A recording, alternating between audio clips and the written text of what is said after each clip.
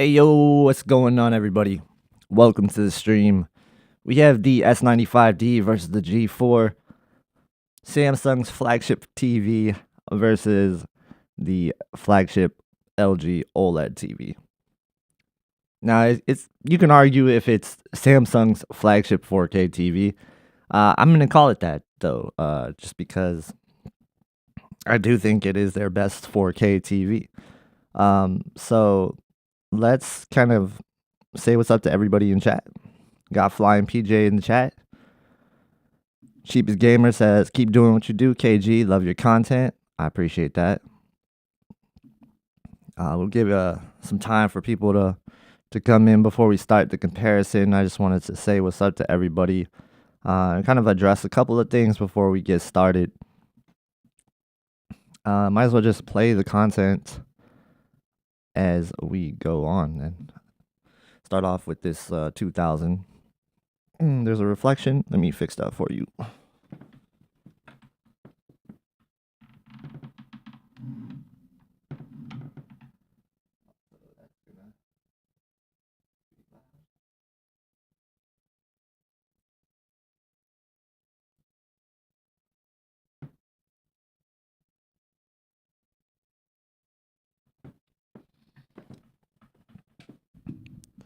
Hey yo! All right, I'm back. So Next Gen Tech said he just pre-ordered the Bravia 9 85-inch. I'm crazy excited. Nice. Yeah, definitely let me know how that is once you get it. I'm hoping to get it pretty quickly, but I don't know. I guess we'll find out. When's it supposed to drop? Like May 25th, right? Is that what I'm hearing? I don't know. There's no official release date. We getting Chick-fil-A today or what? Probably not. Probably not. I've got a couple of leftovers in the fridge. Can you explain how to get more discounts through Samsung chat? Yeah, sure. I'll go over that. Like one of the ways that is basically just ask them if they have any additional discounts. That's kind of the best way to do it. Like that chat in the bottom left corner. If you use that, a lot of people have had success with it. Now you're not going to get like a major crazy discount, but you can get things that will, make it look fairly similar in terms of like a deal that you would get somewhere else, but then also you'll get like a 5-year warranty attached to it or a 2-year warranty attached to it, things like that. So it just really depends on what kind of promos they got going on too. What size am I getting? I'm gonna try to get the 65-inch so I can fit it in this whole comparison scene. Yeah, I don't even know exactly when I'm gonna get it. If I'm going to be able to compare it to certain TVs, all that stuff is still really just like up in the air. So the main purpose of this stream is to kind of go over these two TVs again, and just kind of shine a light on both of these TVs. Since in the past I've really just looked at other TVs next to it, like the C4 and the S90D. I decided let's turn off those today, and let's look at these two TVs because to me, these are the two definitive TVs. These are the ones that I think everybody is gonna want to go with. And we'll play around with the camera exposure and stuff and make sure that everything is looking good. But let me know, does the camera look good right now to you guys? Does everything look on point as far as the camera goes? Make sure you change your stream into 4K. If you guys are watching this broadcast, it is in 4K, or it should be at least. So you guys can guess which is which. I'm pretty sure you know if you've been to the stream, you kind of know the positioning. But I'll go ahead and put that on the screen right now. So there's the S95D. There's the G4. What modes are they in? They are going to be in filmmaker mode right now. And I'll be going through some differences for you guys in a second. Because I do want to stop on a lot of scenes instead of just running through it. Quality's awesome. Great. Good to hear that.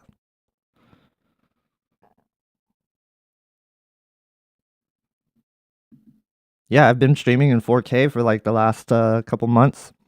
It's been great, actually. I like it a lot. I mean, there's still some macro blocking and stuff on the stream when you watch it, and there's still like compression issues, YouTube compression and all that. But it's definitely way better than like 1080p quality, or 720p quality that it was from before. You can definitely see more color brightness in S95D thanks to the QD OLED panel. Yeah, so that's one of the things I want to talk about is a lot of times are we seeing more than what's actually there? And what I mean by that is like, is it just the tone mapping that's making us think that um, how much advantage is there actually? And I want to go over that and kind of show you some of the things that you can do, um, just kind of separate those and to show you the differences there. Because I do think there's a lot of times where I've myself, I've been guilty of this. I've been kind of tricked into thinking that, you know, there's more advantage for the QD OLED than I actually think is there. Are there certain colors and certain like vibrant colors that really stick out more on a QD OLED? Yeah, there definitely is. And I'll show you some of those examples as we go through. There's actually a game I want to show you guys that has a really crazy color brightness advantage.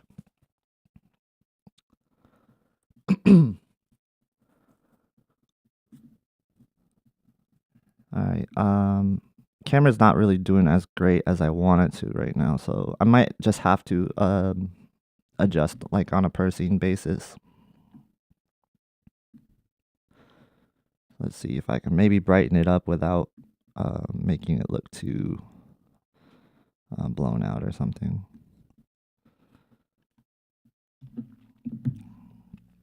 This is a scene that is really interesting to me. It always sticks out to me on the G4. Um,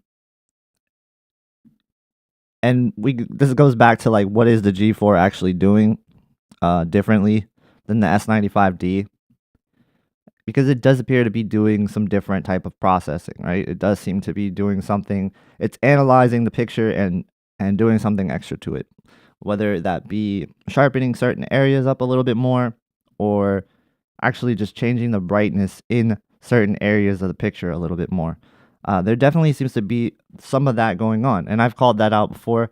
And then, like, if you guys watched Vincent's review yesterday, he sort of talked about that there might be this like slight gamma manipulation going on, and I guess that kind of lines up to what I've been saying the last couple of weeks. Is the G4 is definitely doing a little bit extra to the picture to make it look like it's popping out more. It looks like it's giving it more depth, right? So whether that be sharpening it up in certain areas. I alluded to it being very similar to what Sony is doing with their XR processor sharpening and the micro sharpening that they've been doing. So is that something that's going to bother you? Most likely not. I think actually it's going to benefit you more so than anything else. But I think also, though, if you're a purist and you're somebody who calibrates your TVs and really cares about the director's intent, like fully 100% keep that intact, nothing change, that is going against those rules. So I don't know. I mean, it really just depends on what you like at the end of the day. I don't think there's a wrong or right answer to it. Um, and like this scene right here is one where no matter what you do with tone mapping, you won't be able to replicate the way that beak looks on the G4. So the G4 is not going to be able to replicate that yellow in any certain way, shape, or form. And I don't know, like I said, I'm not going to try to sit here and pretend that I've calibrated these TVs, because I haven't. These are all out of the box. And what you see is what you get with them. But I could just give you what what I observe, right? And what I'm observing with these colors is that I see a pure like yellow color from that beak, and I see that with the yellow flower on Spears and Munsell as well, and I'll go through that.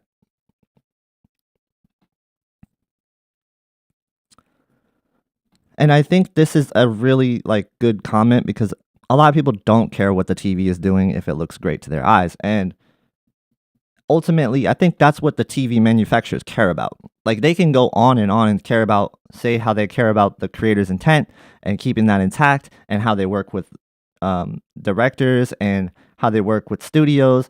LG has went on about this.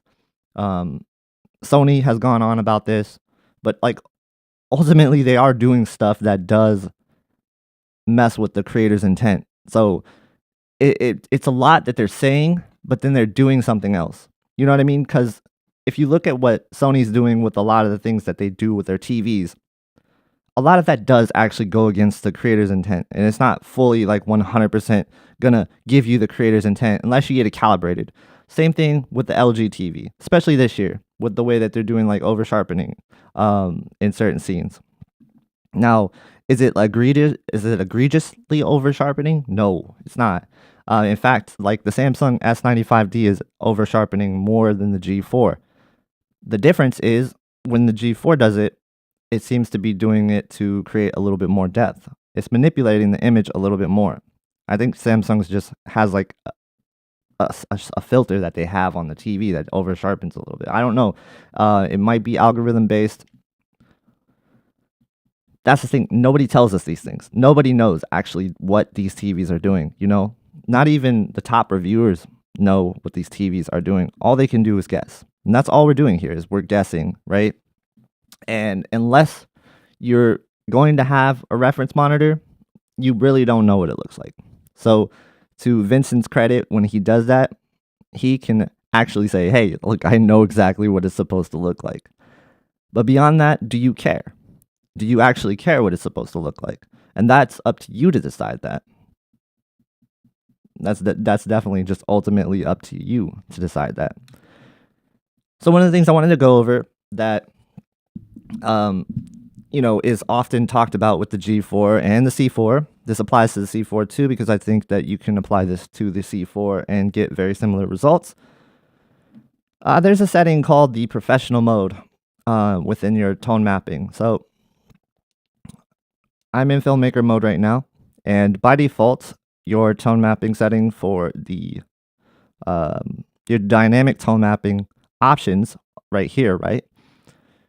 And this is kind of one of the things where you could get confused by the actual setting, because yes, it's under dynamic tone mapping, so keep that in mind. But this right here is just controlling the roll-offs for the tone mapping. So that's what this professional mode is, and I'll kind of go over that in just a second. But the dynamic tone mapping, if you apply that to something that is bright, is going to make it darker most of the time. If you apply it to something that is darker, it's going to make it brighter most of the time. So just remember that about dynamic tone mapping. It's going to lift the whole entire picture if it's dark, not necessarily what it's supposed to look like, right? And you might kill environments, it might kill atmosphere for certain movies and games and things like that.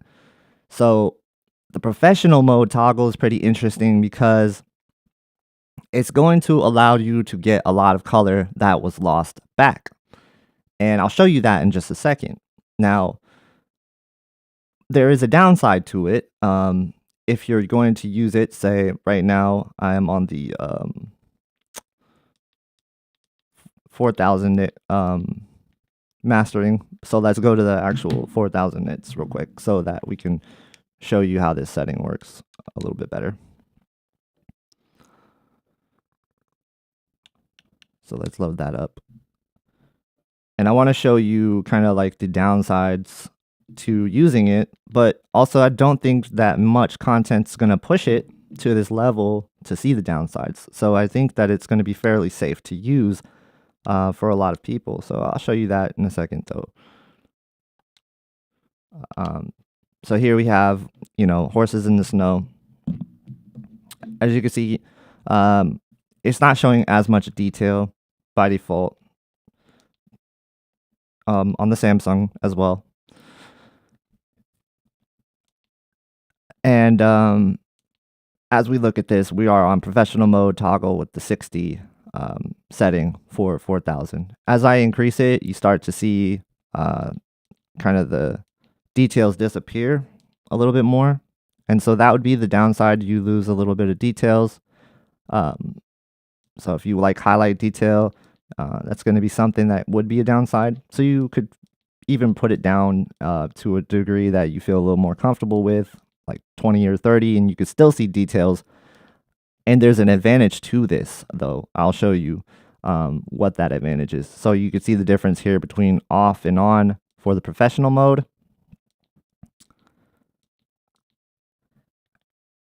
And I'm going to go ahead and toggle it off. And let's go to the scene that has a little bit of color, right?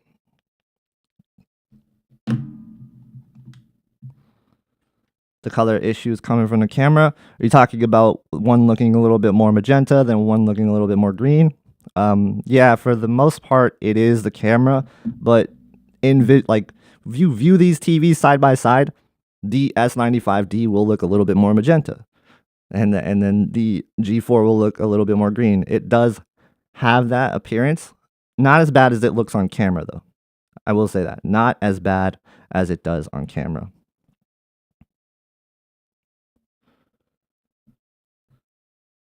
So the reason why is I can't create the same white balance without having two different cameras, right? I can't white balance one camera for one TV and the other camera for the other TV. Since we're using one camera, I can only set it to one TV. So, yeah, I mean, it's that, and then also just the white balance in general. You can't have that set up. So, all right. So here's an example. You see this, and you're like, okay, what? There's like no pink, there's no purple going on at all in the sky for the G4, right? It's like nothing going on there. So you would think automatically that this is a QD-OLED advantage. It's not really the case. As you can see, when you put on professional mode, you get some of that back. And as you increase this setting, I can get it back, see? So if I even had this maxed out, again, I showed you there is downsides. Now, you're not getting as much, but you can get it close. And so, yes, you'll find advantages where it could be the QD-OLED panel, but again, I don't know how much of the color is supposed to be accurate on the S95D because I don't have a monitor to tell you these things. So all I could do is just make observations based on what I'm seeing. Whether you like that or not, I don't really care. And whether that's right or not, I don't really care. I'm just trying to explain this the best that I can for most people who really are new to this and are just trying to figure out, why the TVs are doing what they're doing, how they're doing it. What kind of tricks can we do to make our TVs look a little bit better? Because in my opinion, if you want a little bit more color to come through on your G4 with a little downside, small downside, I would definitely use professional mode toggle. Like, I really think that this is something that I can highly recommend, as I've been using it for the last couple of weeks and I've found not many downsides. And I've had it next to the S95D for many days, just looking at it side by side, examining it. I obsess over this stuff. I really do. It's probably some sort of sickness that I have, that I love doing this so much that I will just do this on my free time when I'm not recording. And I'll just sit here and examine and analyze this stuff because I love it, right? This is a passion of mine. This is something that I do for fun. So it's just something that, I love going back through these examples and kind of talking through them and finding out, like, okay, what is actually the advantage here? Where are we actually seeing QD-OLED advantage, and how much of it is just the G4 doing tone mapping? And so thanks to Classy, he kind of got me in that line of thinking and explaining to me what's going on and why TVs do what they do, and the tone mapping curves that each TV uses, and how they read the metadata, and how some TVs ignore metadata, and some TVs only have two different curves for metadata. So like, he explained a lot of that stuff to me, and I think it's fascinating to just find out and learn how TVs work.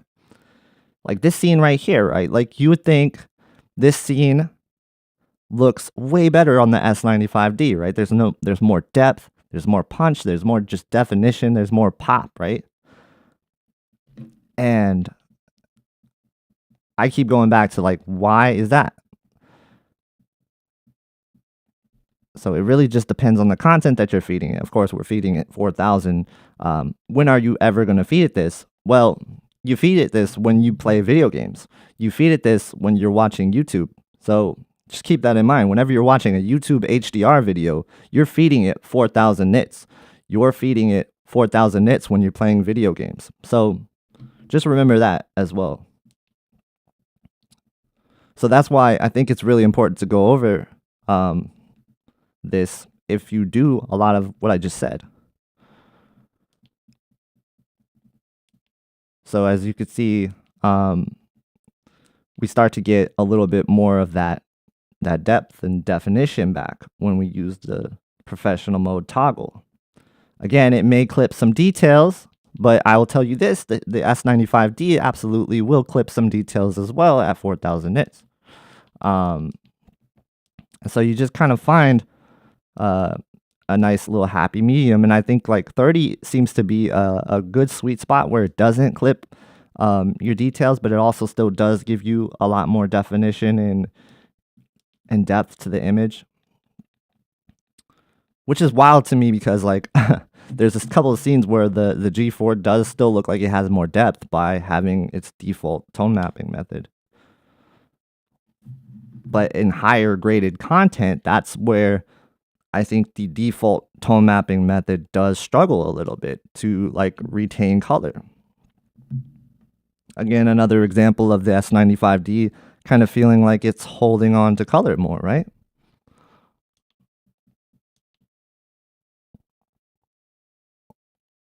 Look at the pattern underneath the water, underneath the geyser.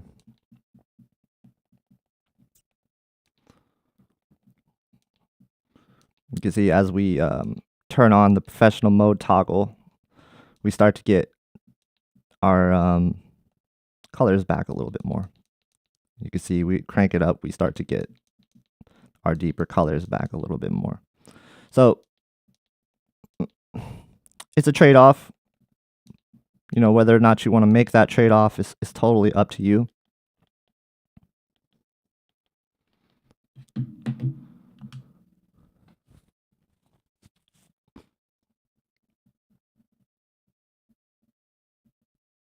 Are you guys understanding what I'm talking about here a little bit with this? Hope I'm not confusing anybody too much. My goal of the stream is not to confuse anybody. I'm trying to explain it the best that I can, the way that I personally understand it. Because I think if I can explain it the way that I personally understand it, then maybe that'll help you guys understand it a little bit more as well.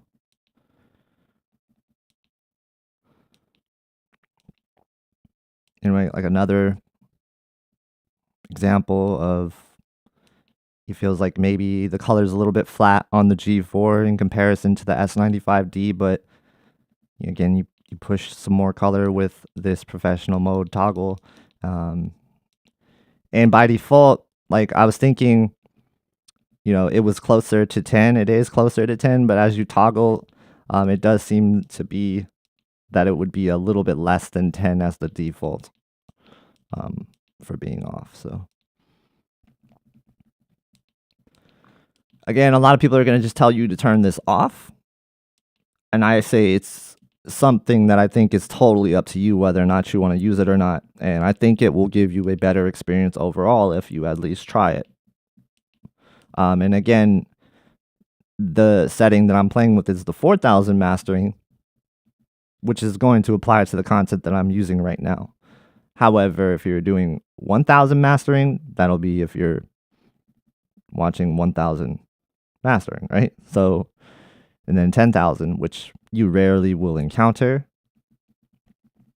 And like I mentioned, the 4,000 is going to be your game consoles and YouTube, things like that, because YouTube doesn't send metadata and the consoles don't send HDR metadata. So you're always getting 4,000. For what I've understand, that's how that works.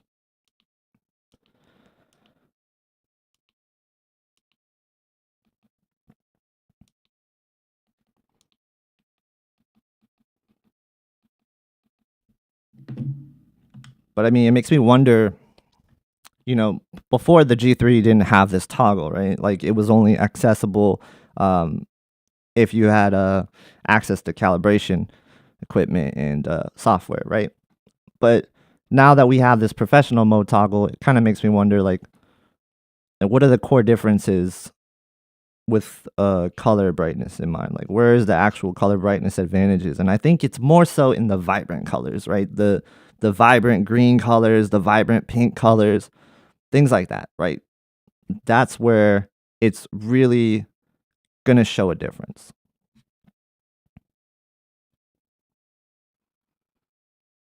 Yeah.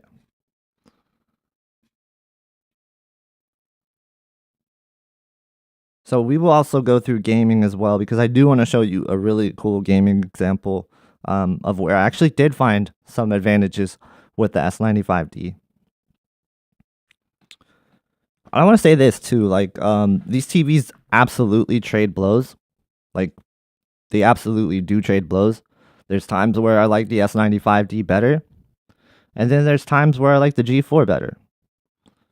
It's a scene dependent thing. I mean, ultimately, I think that the G4 does kind of offer a little bit more depth at times, because it does more with its processing. I think it's doing more face analyzing as well as what I'm noticing in movies. It feels like it's doing face detection where it's really bringing out faces more. This yellow flower is a pretty good example of um, like color brightness. And let me see if I can actually get this to show up a little bit better because right now it looks like the G4 is doing better with that, but on in person it doesn't look like that. So let me fix that because that's not exactly what it looks like. So let me adjust the exposure on here.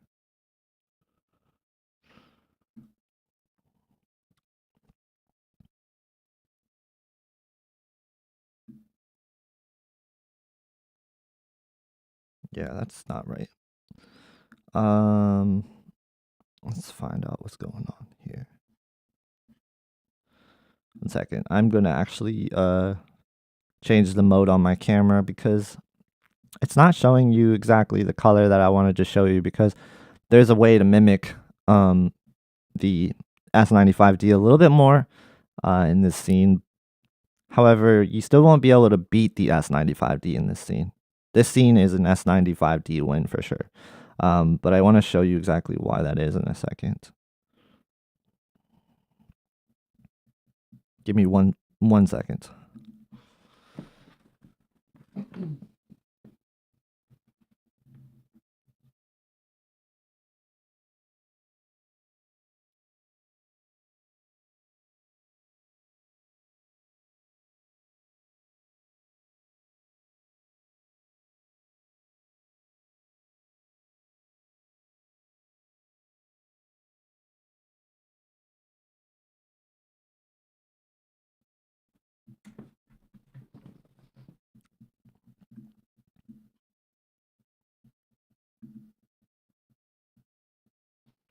Hmm. Let's see if I get it to get to the top. It's always hard to time that part. I always want to get it to where the brightness is at its full strength on that flower. There you go. So here's what I'm seeing. I'm seeing the S95D is definitely has more color luminance by a large amount when I'm looking at these two side by side. Now, this is something you're gonna notice when like you have the G4 it's on its own. No, actually, I think you'll think that the G4 has fantastic color brightness, um, but you're just not gonna beat the S95D in this area. So that's one of the things that if you're looking for advantages for the S95D, you can definitely find it within color brightness. But again, we go back to this, right? And then we see how much is it actually at an advantage. And we'll find out. So this helps it a little bit. But still, even with this set pretty aggressively, I still do not see The S95D getting beat here.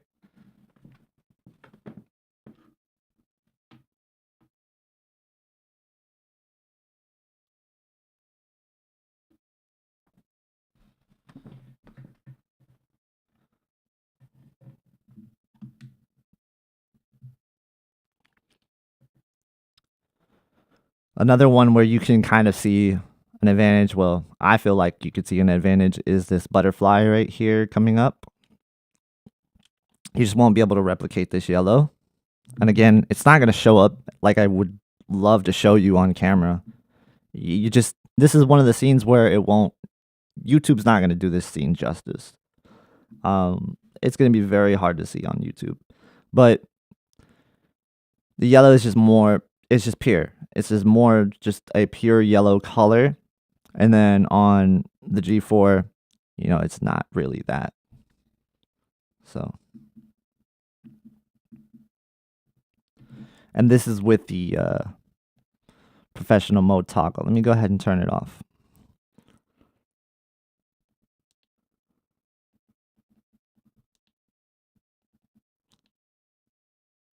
And as you can see, when I toggle it, you do lose some of that color. Do you see it when I toggle it off? The color sort of just goes away a little bit more. So that's one of the things where, you know, I do like the professional mode toggle for this reason. Because if you look at the whole entire image, when you toggle professional mode on and off, you're not losing you're not losing brightness in any areas, right? You're just losing brightness in the area with the color right here.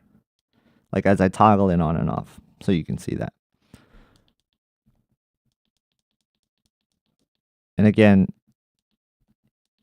even it looks very similar to 10.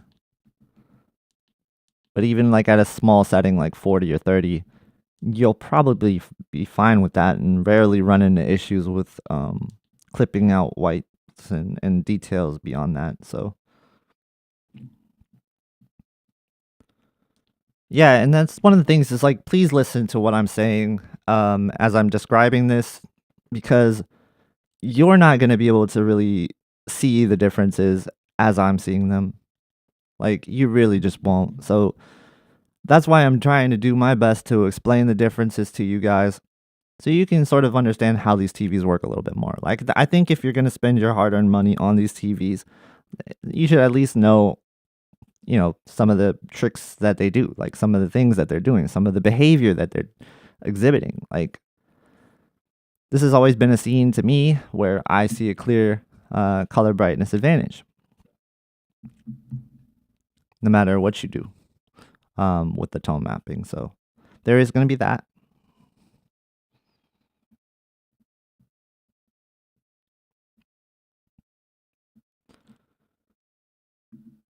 So why are people saying the G4 is more 3D pop? I'll show you exactly why that is in a second.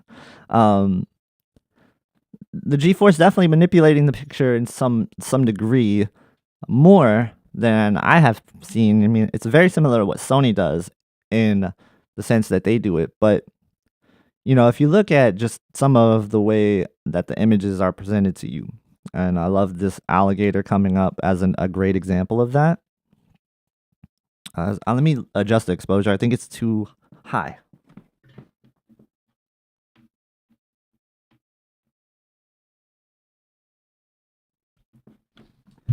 Yeah, we got our alligator friend, or crocodile.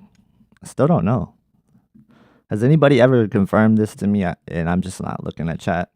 There's probably like a reptile expert in chat. It's like, it's a crocodile, you dummy. Probably. There's got to be some passionate reptile fans in the chat. You can let me know exactly what this is. It's a good scene. I think to pause it on and explain, you know, what is the G4 doing? Love to explain it to you. I would love to break down what the G4 is doing at its core. Guess what? I don't know. Guess what? Nobody else knows. And that's the thing, is like, you won't be able to get a direct answer of what these TVs are doing. Are they doing it correctly? Are they doing it What are they violating the creator's intent? Do you care? Purists care, right? But I don't hear enough about this topic. Like, I think if it was doing something it's not supposed to be doing, we'd hear about it by now. But look, look at how the S95B drama blew up, right? That was doing something that wasn't following the creator's intent. If the G4 is doing something like that, wouldn't we know? I would hope we would have known.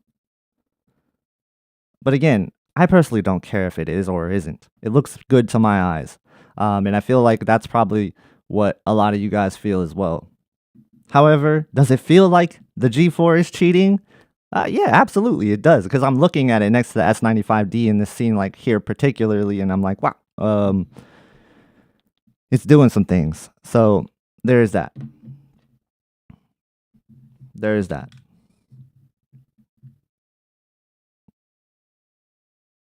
No, the G4 is not popping more because of it's a glossy screen. The S95D looks just the same as the S90D in all the scenes that have the same luminance for that. So, like, that is not an issue. That is not an issue. There's actually scenes where the S95D will look like it has more 3D pop. It's a scene by scene thing. It really is a scene by scene thing. It's a content dependent thing. And the matte screen or whatever you want to call it, it is not any detriment to the picture quality from a regular viewing distance. Now, if you're at a monitor viewing distance, if you're using it as a monitor, I don't know. Funny thing is, I'm actually going to use it as a monitor in a couple of weeks, so I'll find that out. But another example of what is the G4 doing? I don't know. Nobody knows. Love to tell you what it's doing. It's different. I'll say that. It just hits different. It does things that I can't explain and nobody else has explained. So, is it cheating? I don't know. And like I said, I don't care if it is, because I really like the image on it.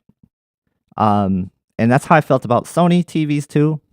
I know a lot of people are really not a big fan of reality creation being on by default in its custom mode, but I love reality creation, and I actually use reality creation even further in games because I feel like they need it. And it's all about how I feel, how I want to watch my TV, and that's exactly, okay, is it a gator? Is that what it is? Have we get this confirmation? Yeah, I'm not a reptile expert, but yeah. I know it's a little bit ranty by me, but guess what? It's my channel. I get to talk about what I want to talk about, and this is what I want to talk about.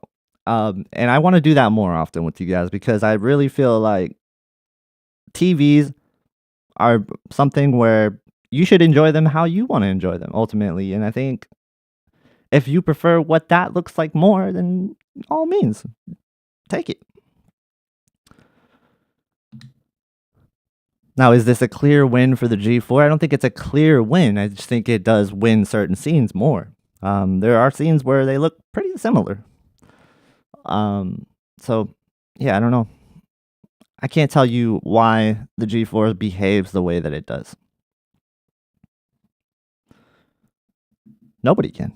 The only person that can is somebody who works at LG in their engineering department who actually works on these TVs and programs these TVs. Other than that, nobody really knows. They're just guessing. Or they're just guessing or analyzing a picture. And that's it. So the thing about this over sharpening, Samsung does that too. So that is not really something where, the G4 is doing it more than Samsung.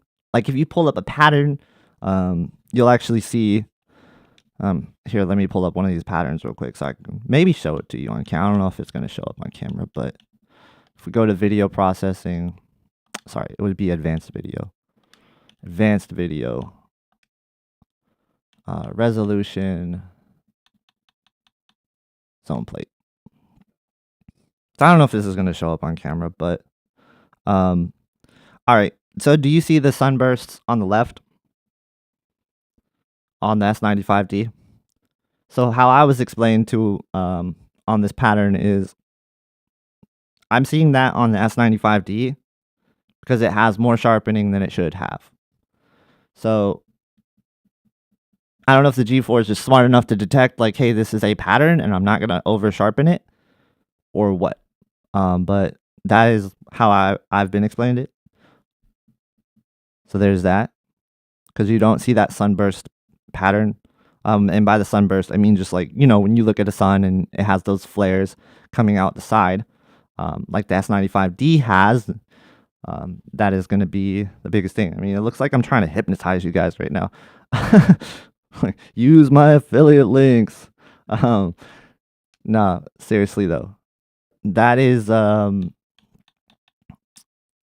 fascinating thing to me. Always learning those little details and things. So let's try 1000, and then I'll go ahead and actually turn off the tone mapping to off again. So hopefully you guys understand the professional mode just a little bit more. Like, you don't have to be a professional to use professional mode. You don't. Okay. So don't be afraid of that.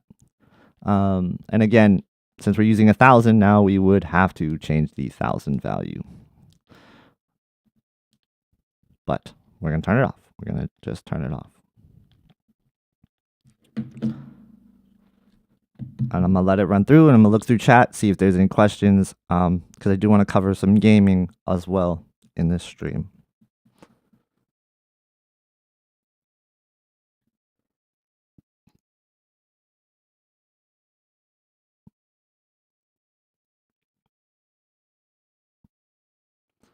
Most purists turn sharpening down to 0 on the Samsung. It's actually at 0 by default on filmmaker mode. So, yeah, it's already at 0. You can't go below 0, and it's still sharpening more than it should be on 0. So there's that. So just remember that too.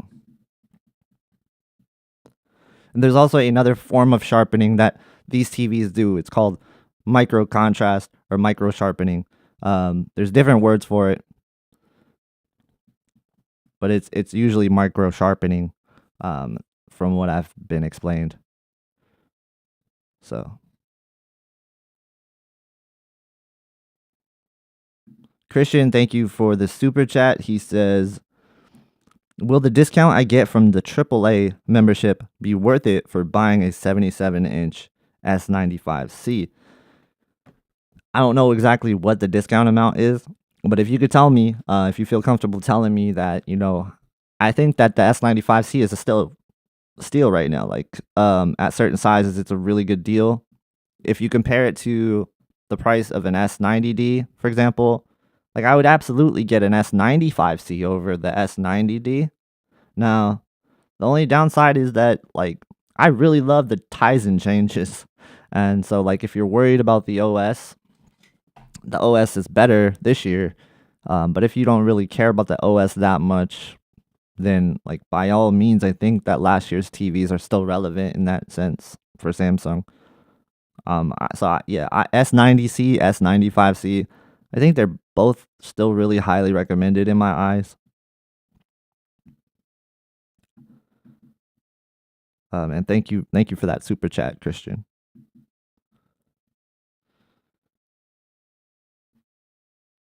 So let me go through some questions in chat real quick.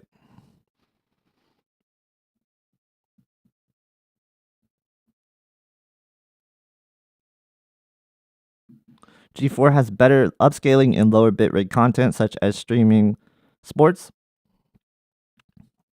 I've looked at them in like streaming sports, and it's close. Honestly, it's not anything that's gonna be splitting hairs. Honestly, I can barely tell a difference. So for sports, nah, I don't really see too much of a difference there. Darker content, low bitrate, darker content, that's where you start to see a little bit more difference. But even then, I think Samsung and LG are so close together in that sense.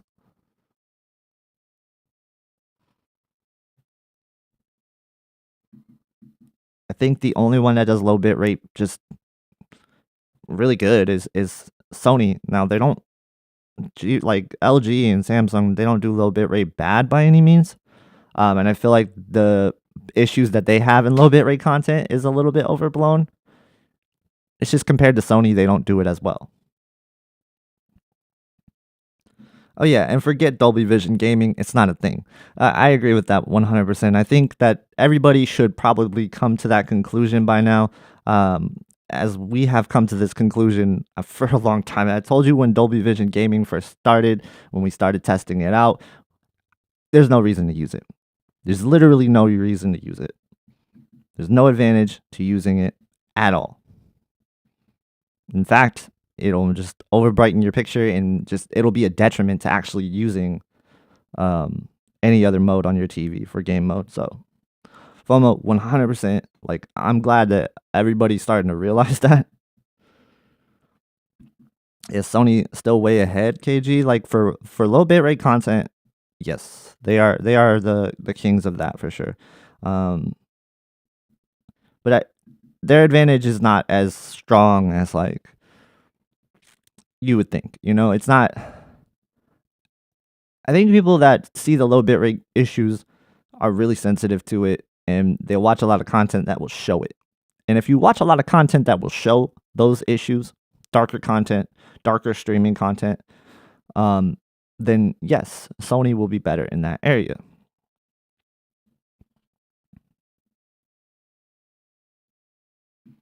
Dolby Vision gaming was a marketing thing by Dolby. I said this exactly. I said exactly that. I made a video about it. Like, it's one of the first videos I made on this channel. And I was like, yeah, I don't see it because Atmos isn't even supported on games that well either. Like, it's fake Atmos most of the time on games, and it's like what they did with Dolby Vision gaming is beyond what I thought they were gonna do because like all they did was just put everything in a container and call it Dolby Vision gaming, and there's so much frustration with it, you know. Andrew, what's up? Thank you for the super chat. He said, would going from a 65 A95K to a 77 G4 be a big upgrade aside from size?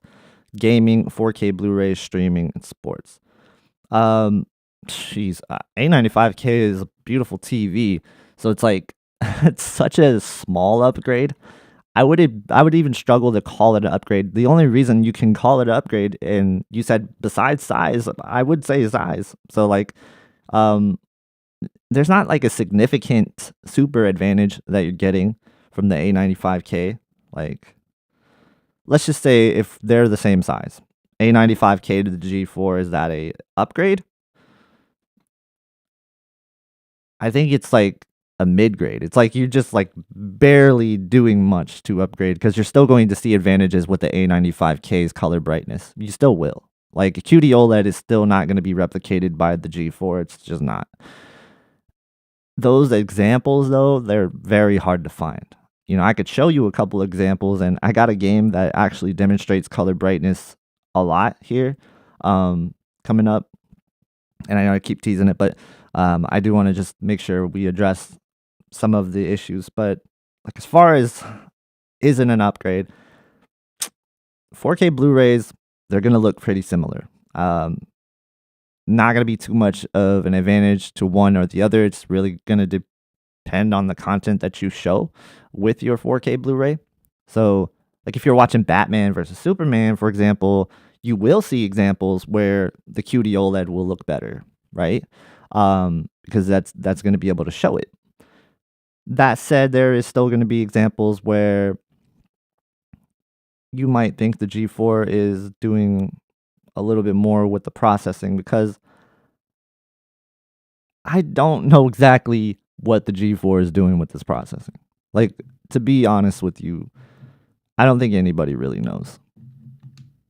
And that's the biggest head scratcher with me with the G4 is I don't know how to explain it. I don't know how to explain what the G4 is doing, and if it's correct, and if you even care that it's correct, right? So, yeah. Streaming, I think, would be a downgrade, though, because, like I mentioned, I think that Sony does have the best streaming for low bit rate. You will have far less issues You will have far less macro blocking, things like that. So, sports,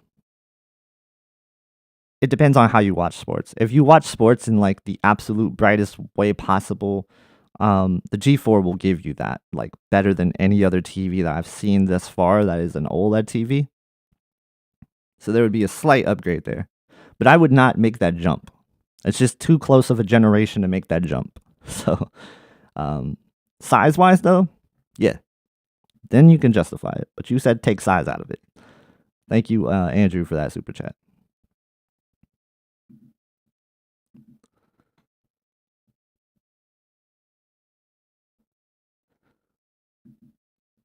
Going from 65 to 77 isn't worth it. That's a hot take. I think that's a hot take. I think it is worth it. I think anytime you go higher in size, it's always worth it. That immersion is crazy. When I jumped from like 55 inch, no, sorry, it was a 60. When I jumped from the 65 inch Q90T in my space, like I was primarily using that space to a 77 inch A80J, man, that size difference was crazy. Crazy. So I disagree with that. I think it's huge. I think it's worth it. No, you don't gotta jump 2 sizes. That's blasphemous. That's blasphemous, FOMO. I think 65 to 77 is a huge noticeable jump. Just like 55 to 65 is a bigger jump than what people realize.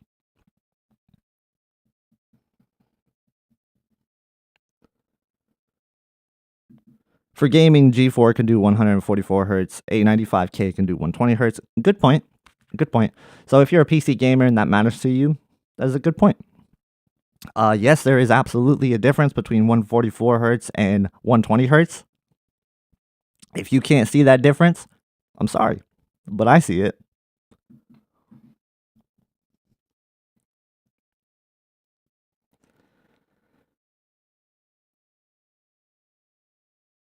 See, this is a really hard question to answer. Why is watching F1 TV on A80K bad while it's good everywhere else like Netflix and Prime? So you're saying F1 TV on the A80K is bad, but all the other apps are good. It might just be the broadcast. It might just be the way that the TV is broadcasted. Like, it could just be the channel or the app. Because if everything else looks good to you, that might be the reason why. Or maybe there's something with your motion settings that's making you think that. Because I don't know, you didn't really say like why it sucks. But it could be one of those two reasons. Could be motion related. It could also be that the app is just not as good.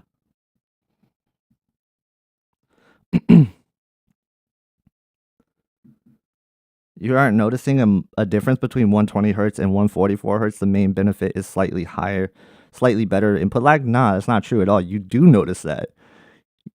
You do notice that. If you can't see it, I'm sorry, but I see it. Like, I can absolutely see it.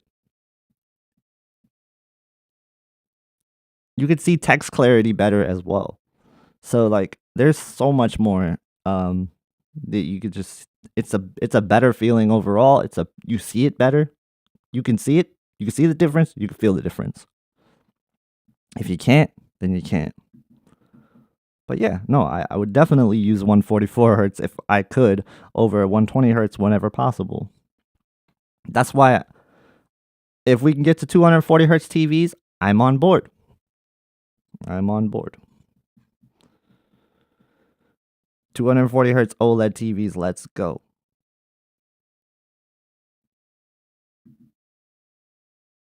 Saw an article this morning about the S85D OLED. Yep, that is a WOLED. All right, let's jump into some games. And then we're going to jump into some demos. But got a lot of people here, more people than I thought. I really thought this was going to be a dead stream. Was not expecting anybody to show up on a Tuesday night. Yet here we are. Yep, so this is Hot Wheels. Let me make sure your eyes are not fooling you. This is Hot Wheels. But this HDR in this game is pretty cool. So Let me make sure everything's set correctly. Got basic. I'm going to be in a very similar game mode situation. All right, we're good on that. So I do lower the ST2084 a little bit because I do feel like that's a little too high. So I lower it down to -1, -2. You can do it like either one. It gets it closer to the G4 because I do feel like the S95D is maybe a little too over brightened. So that's why I lower it. You could actually do -2 and be fine. Everything else is good.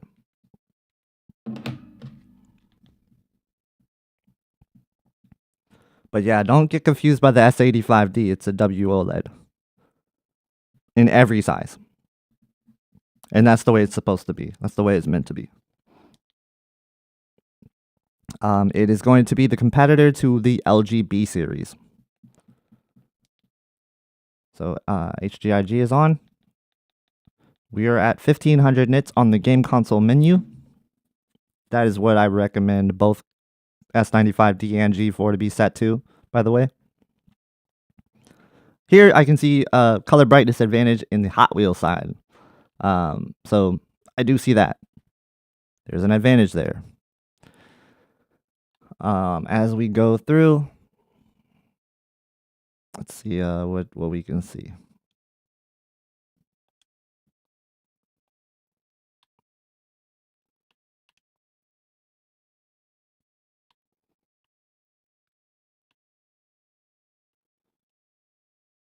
Yeah, there's a couple of colors in this game that make me say, "Whoa! All right, well, that's pretty nice looking on the S95D."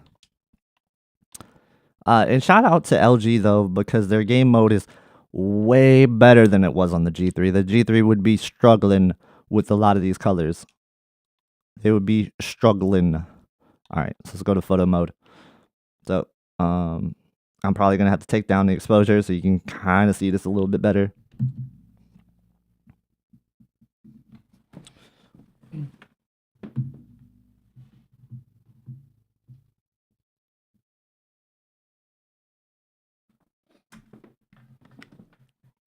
You can see that a little bit better, hopefully. Hopefully this is coming across to you guys a little bit more.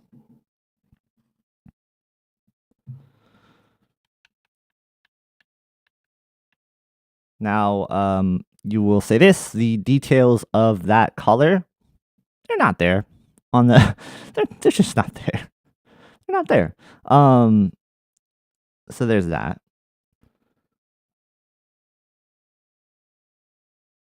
Now, though the brightness is there.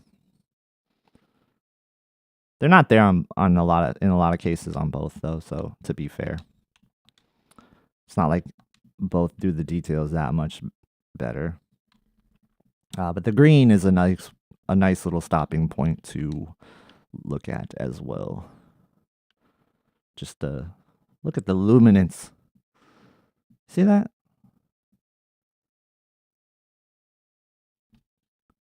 I'm just gonna go ahead and hold it there for a second. Let me change the exposure.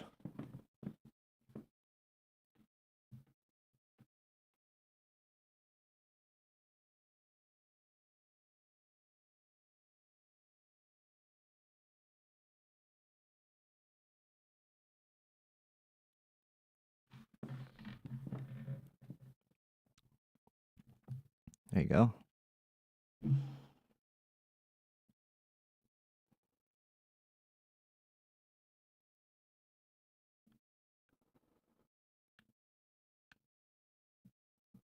Ah. It's kind of funny. It's not actually showing up on camera as good as it does in person. Gotta love that for demonstrations, right? I mean, you can see it, right? You can see it. It's just not.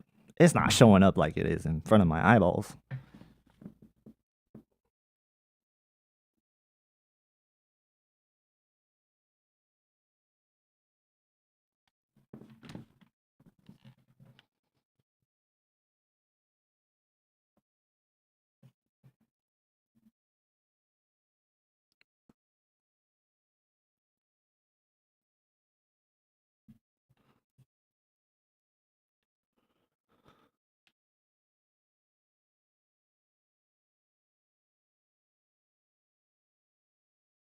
You can see that. All right, so this is a good example. Sorry, just joining. Which TV is better? That's the thing. I don't think like there's a definitive answer here. It really depends on what you like, what you want. Like, in my opinion, if you're just going off of pure picture quality, gaming, for gaming, pure picture quality, color brightness, everything like that, I really think that the S95D has the advantage there. Now, there's also cases though where the G4 does something to the image in game mode, makes it look like it has a little bit more depth and sharpness.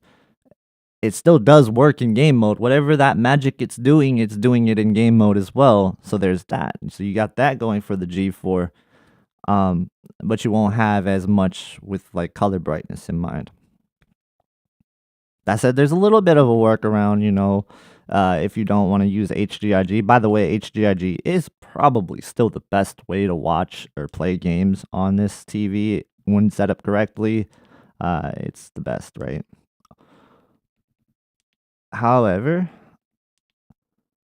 we can go and show the professional mode. You can see, look, when I go to the professional mode, look at that. When I toggle that on and off, you see that? We get it closer. It's not quite replicating it, though on camera, it looks like it's almost replicating it one for one. But in person, the S95D is still brighter for the colors. However, we use professional mode. That's where I go to, like, when we're seeing these QD-OLED versus WOLED examples, is it tone mapping that's really showing us the color differences? Or is it the panel that's actually showing the color differences? Because it might not be that far away as we first thought. And, I'm guilty of this as well, saying that there's this huge, big advantage of color brightness, and there is this slight advantage. It's just not going to show up as much as you think. It's not going to show up in everything. It really does need content that pushes it. Like I said, the S95D looks better here, but not by a ton. It's not like I would separate and buy one TV because of this, because it can show the hot pink or the vibrant pink. Like this, okay, you can see I have the tone mapping set to professional. This is the best color that you're going to get right now in this game as far as color brightness goes. You can see on stream right now, because I'm looking at it, there's still more vibrancy in that hot pink, that vibrant pink right there, right? On the S95D. You guys see that, right?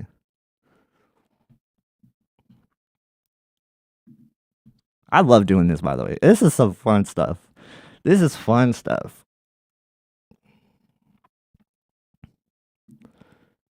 What's up, Andrew? See, there's two different Andrews in chat, and it always confuses me which Andrew I'm talking about. So because there was an Andrew that just super chatted, and I thought it was you, Andrew, but it was a different Andrew. So what's up, Andrew? Two Andrews.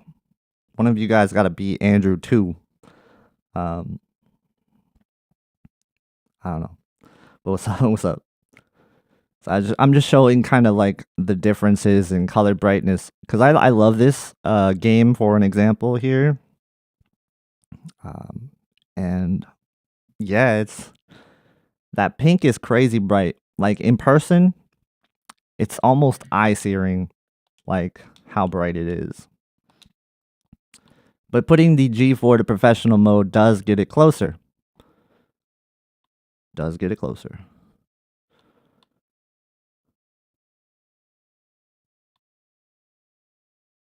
So like I don't think there's like this huge mismatch on its hands, like with color.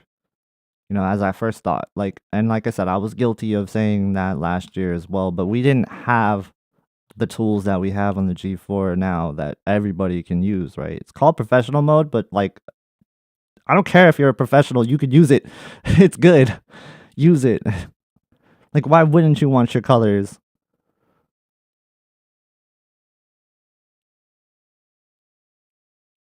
Like why wouldn't you want your colors? So again, if you are using professional mode, and you're playing a console game, you have to change the 4000 mastering toggle. That is the one that affects the game mode. So that would be this 4000 right here. That'll be what affects it. Okay, this doesn't really have too much of a difference there. You can kind of see it, like when I toggle it on and off, the eyes.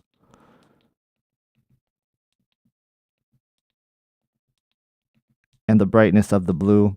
Gosh, you won't be able to see that on camera, probably. You can see it a little bit. Yeah, it's all about the luminance and the color.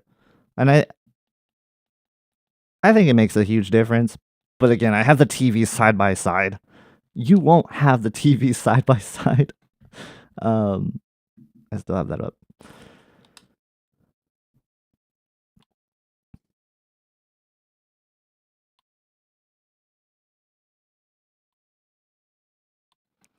So what's great about this game is it does push the limits of the TVs.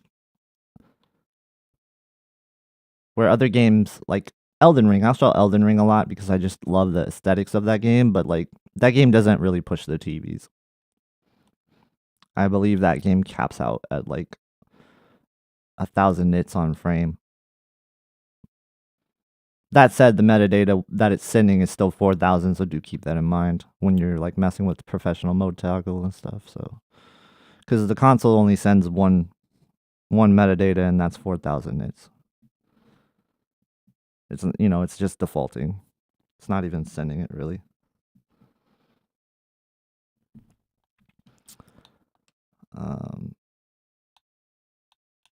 Speaking of Elden Ring, let's load that up. I hope you guys understand like a lot of what I'm showing, and it's not like too much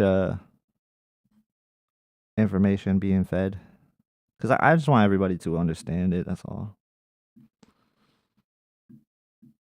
And I don't want you guys to think that like one TV is bad, because I really think they're so close.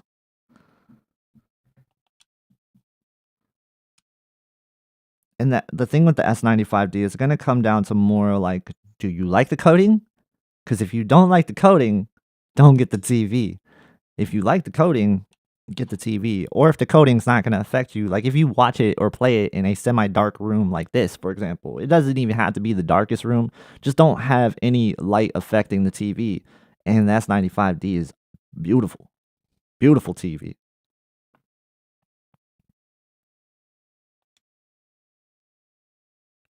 Got 147 people watching right now. I do appreciate you guys. I know like some playoff games are about to happen, and I don't want to be interrupting you guys. So if you just stop in for a little bit and say hi, I do appreciate that. But I do ask if you guys want to hit the like button for me. That would be amazing. It helps spread out this stream to other people after the fact when it's live. A lot of people like to watch these streams, and yeah, thank you for doing that.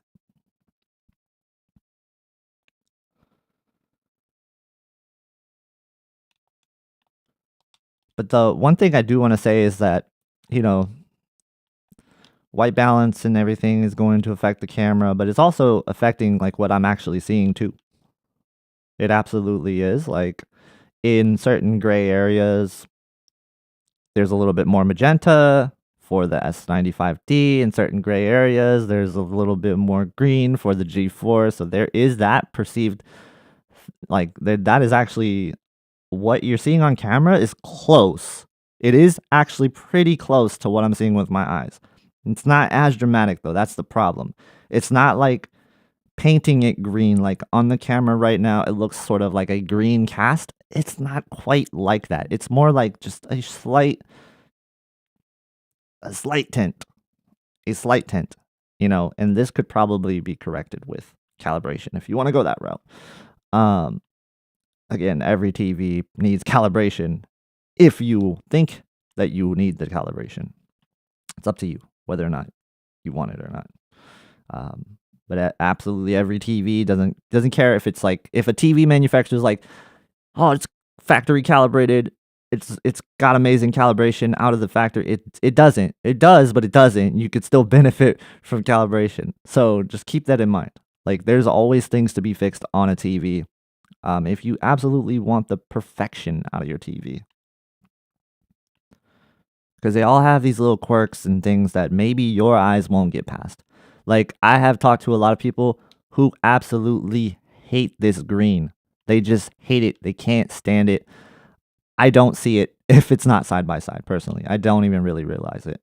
Um, until they are side by side, that's when you see the difference, right? And then Samsung QD-OLED, I noticed that yellows can kind of tinge a little bit orange sometimes, or things will look a little bit more warmer than maybe they should be.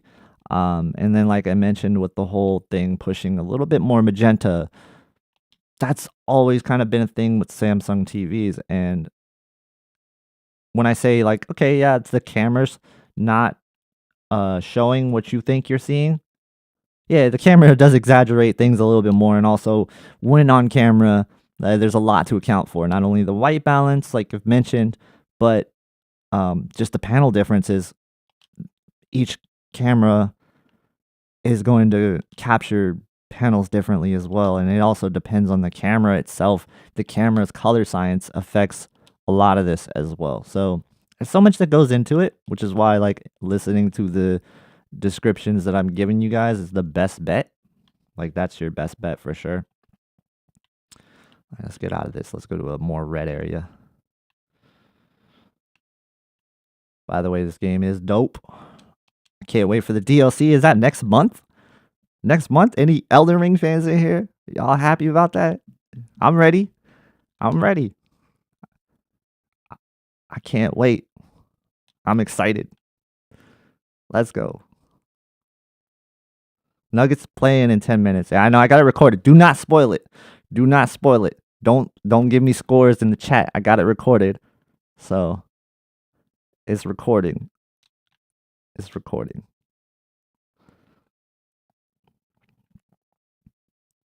Man, yeah, so there is, differences in color and all that. The red, does it look more prominent? Does it look more vibrant on the S95D? Yeah, it does. So let's play with the tone map and let's see if we can mimic that.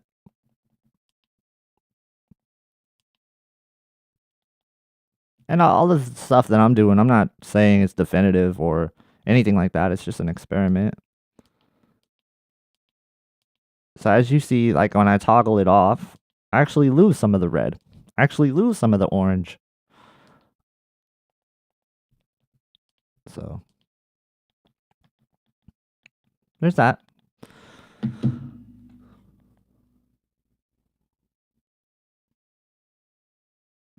Ready for more Akuma DLC in Street Fighter 6. Nice. You and TKK. I don't know if TKK is in here, but shout out to TKK, big Street Fighter fan. Yeah. Awesome guy, by the way. Check out his channel. Why are they called the Nuggets? It has something to do with the prospecting of like gold in the mountains. Because Denver mountain team prospecting gold. Their mascot is a prospector. Nuggets are down 0-1. Yes, they are. Yep. Not after tonight, though. Ant-Man's going down. Quantum dot 3D OLED, people. Give me that. Yeah, if there was ever a 3D OLED Quantum dot TV, I'll take it. TKK is great. He is great. Awesome dude. Love watching his videos.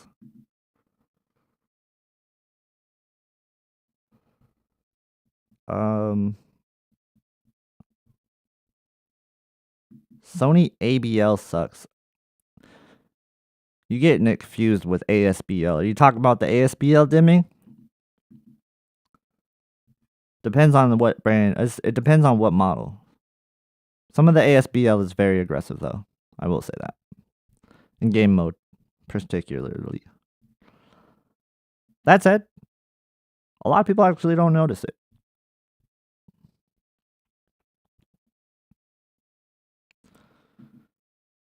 I'm good with my S90C77, or do I need to upgrade? You absolutely do not need to upgrade. You are good. Wow. Actually, I recommend the S90C77 over both of these right now. If you're not like trying to get the best of the best and you want almost close to this, the S90C 77-inch will give you that at a much cheaper price. So yeah, I still recommend the S90C for sure. So no, do not think it's an upgrade.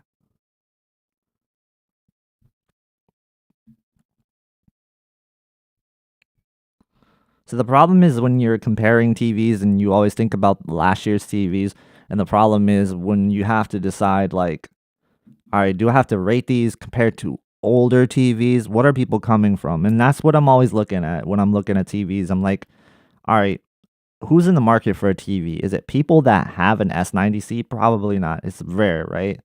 Um, so I'm thinking the people in the market for a TV right now, maybe you got a B7, maybe you got a C7, maybe you've got a Q9FN, a Q8FN, maybe you got something like that, and you're just like, maybe you got to upgrade now, maybe even a CX, maybe it's possible, right? Or an A8 or an A7, or geez, man, like even if you're still rocking with the Sony A1, maybe you want to upgrade now. That's totally up to you, obviously, right? But like maybe you'll start to feel it a little bit with those TVs.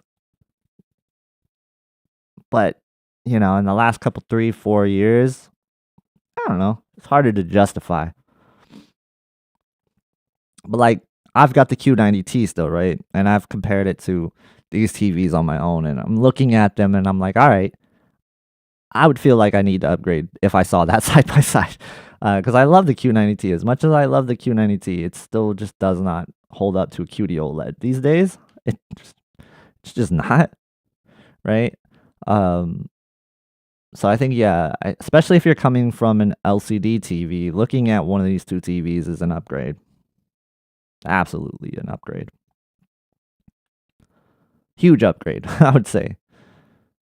OLED TVs have come so far in the last 2 years. I mean, starting with the S95B, the S95B kicked it into overdrive, and then G3, S90C, S95C kicked it even further. So, yeah, it's a total different landscape now.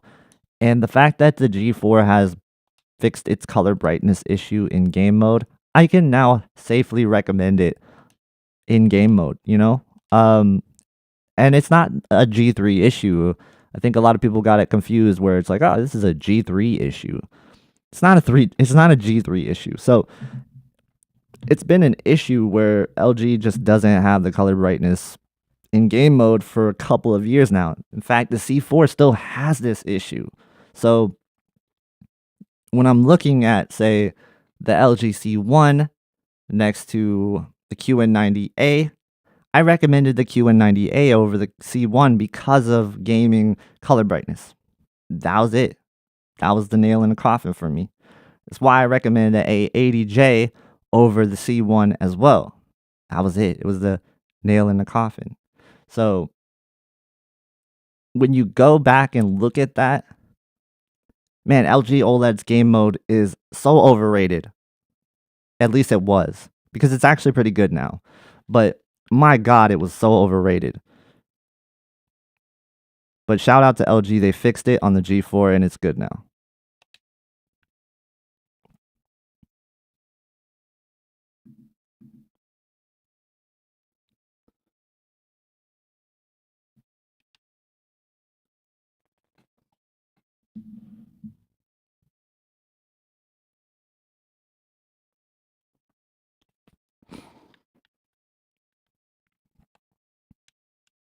S95D doesn't look bad in person. S95D is brilliant. I love this TV. I love this TV.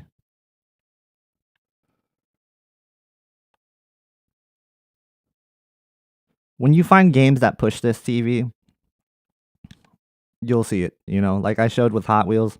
I know it's Hot Wheels. Like, I know it, all right? Like, this guy is judging Hot Wheels. Okay, I get that part. But, like, when you find games that push the envelope, man, It's good. Like I said, this game doesn't push the envelope. So, which is why they're going to look very similar. And they look good. Both of them. See, I got some other games.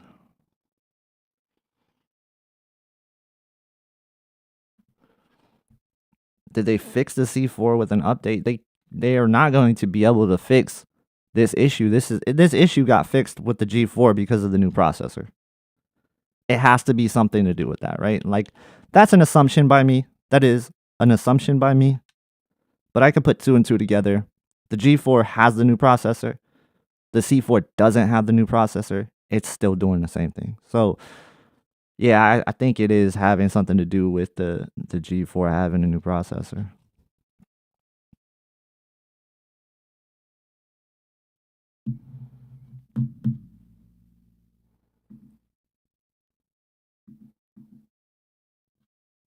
This game is good. I didn't get the chance to like really play through this game. I've played a little bit of it.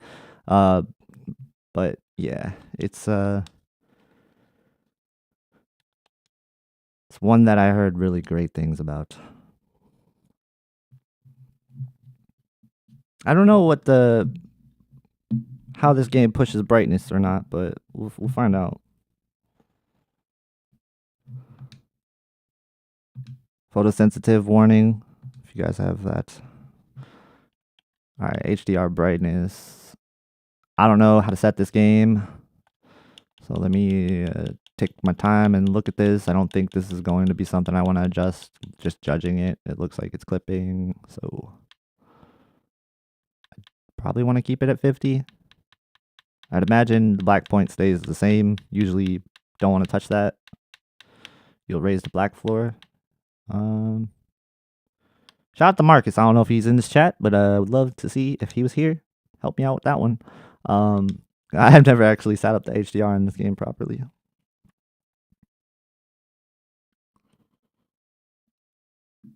I'm looking at these comparisons via LG CX 48-inch TV monitor. Nice. I still have the 48-inch C1 as mine. It's good.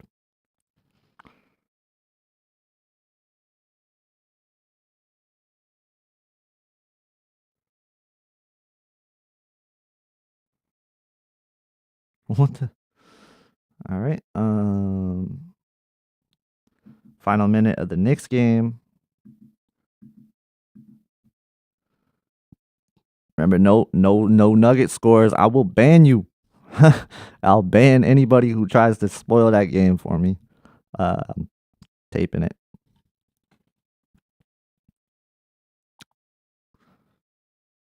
Yeah, like there's a couple of times where you like on camera, it's making things look purple.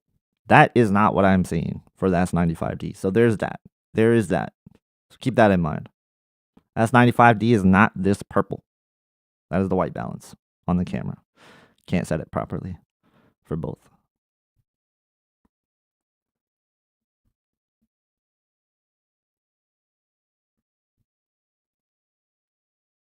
Hate the Pacers so much. Okay.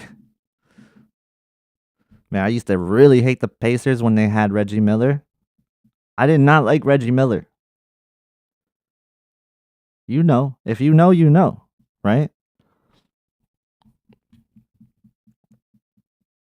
Put the Knicks game on both TVs. Yeah, you know, then I would get a copyright strike. It would suck.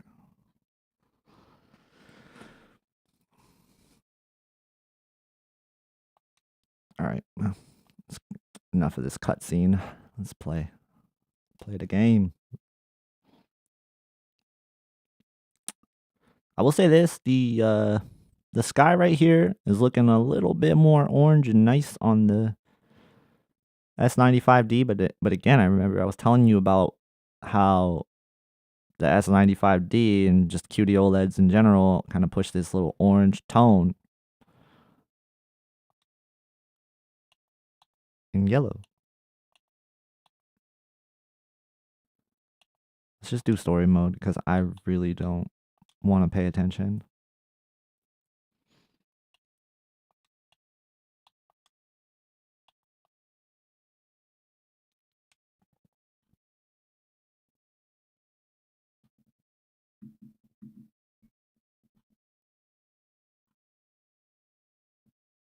I'm gonna open it up to questions. Jeez,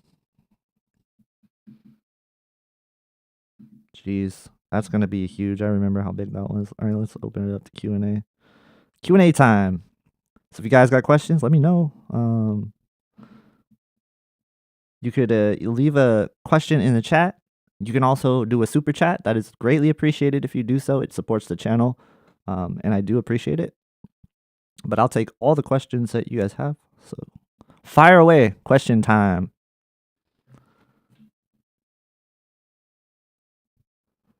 All right, let's ban this person.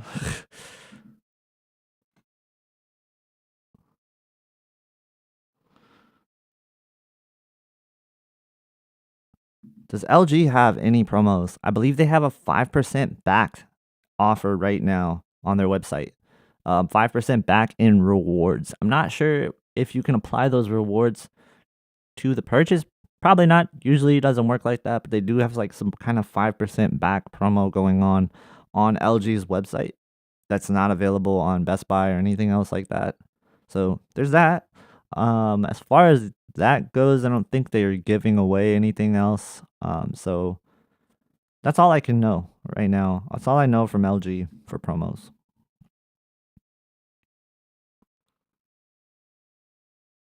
Yeah, they don't really have promos like Samsung has promos. Samsung is like the top dog when it comes down to like consumer websites. Samsung is by far the best consumer website. They have all these discount programs available for a various number of different people, like education, first responders, a lot of stuff, right? There's even military discounts. There's what else? I said education. There's teachers, students, so that falls under education.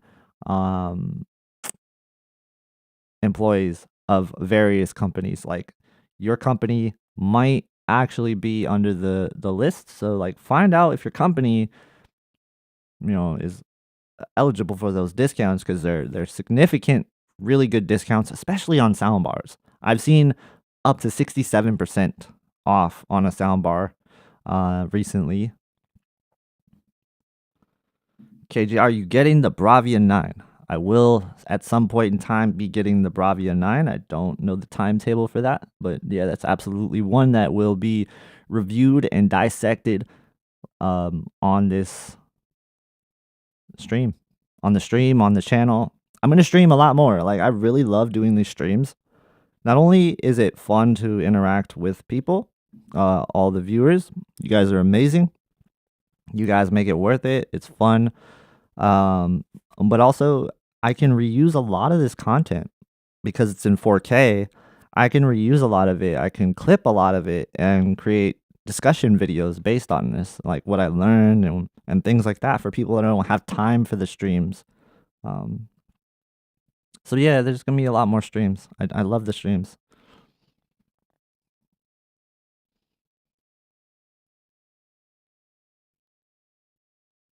And you guys have been telling me you love the streams too, so I appreciate that. Like Lisa, thank you. You're always showing love in these streams, and I do appreciate it. Not that the G4 will sell out, but do you think that the demand for the G4 will prevent a possible sale at Black Friday timeline? No, absolutely not. I've never seen a case, Sony excluded just because they drop their TVs late sometimes. I've never seen a case where like you didn't see a Black Friday drop for LG and Samsung. So I will absolutely say I expect that's covering. I expect a Black Friday drop for sure. Without a doubt. Without a doubt.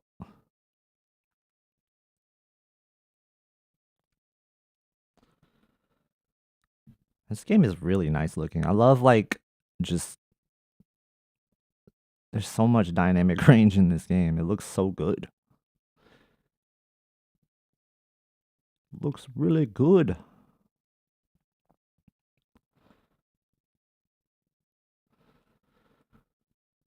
All right, so this will definitely be a game I have to showcase more often because it's a looker. It's a looker. Reap says S95C or S95D, regardless of price. I'm on the fence of the anti-reflection. Yeah, that's a tough one, right? Like, I don't know how to recommend that if you're kind of on the fence about the reflection. It's one of those things where you sort of have to see it for yourself. The S95D is a better TV than the S95C. It is. It's a way better TV in my opinion. Um, it's just it does come with the caveat of that anti-reflection coating, and if that's going to be a detriment in your environment, I don't know. Here's a good example of like the G4 doing a little bit extra, a little bit extra. Like I mean, like look at it, right? It's doing something. Um, that's creating a little bit more depth perception for me personally. For me personally, it looks like the G4 is giving me a little bit more light around dude's arm. Um, yep. Now I do have the ST24 2084 on -1 because I feel like otherwise it's a little lifted in a lot of scenes. So let me go ahead and actually it's in -2. Maybe that's too much then. Let's bump that back up. So let's just keep it at default because that's the fair thing to do, right? So let's go. Stop pushing me. Jeez, I'm trying to go back to that spot, man. Just like pushing me. All right, fine. Let's just look at it from this spot then. Pushy. Yeah, I still see the G4 doing a little bit more. Like look at his arm, bottom left of his arm, right? There's that. Um, but I mean, look at the S95D though. In the red there. That red is way more luminance, right? There's more luminance from that red. Um, So there's that. Stop pushing me. I'm trying to show something, man. Dang. All right. Jeez. Just try to show off some stuff and the guards keep pushing me on. Like, I don't like that. This is not nice. Should we wait and get the S95E? I mean, if you can, it's never a bad idea to wait. It's never a bad idea to wait. Is he gonna keep pushing? You see that? I'm trying to show off things and the guy is just gonna be pushing me the whole entire time.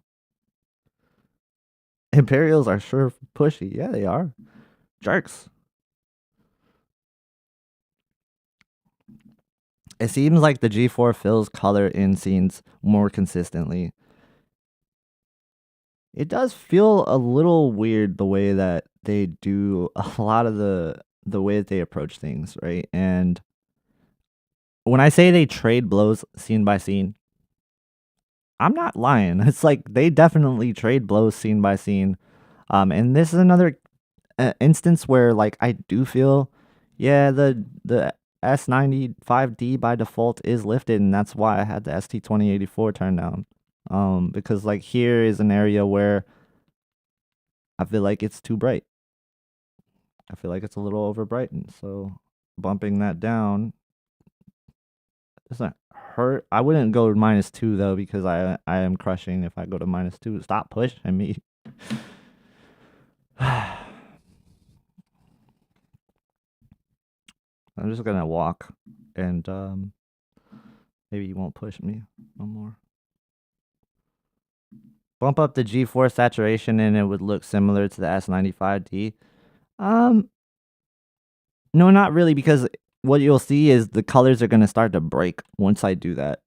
So, you know, I've kind of showed that with brighter examples, like when I was using Hot Wheels, right? You see the color break. Of course, you're gonna start losing details once you bump up the saturation.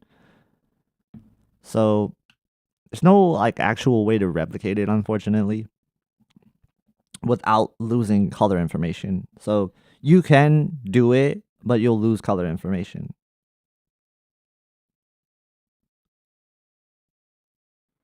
Andrew says, "We don't love the streams, we love you." Thank you for the super chat. I appreciate that, man. That means a lot. That means a lot. But I don't know if that means you hate the streams. But I'm just gonna take it as a compliment. Um, so nah, I get what you're saying, and I appreciate it a lot. Thank you for the super chat.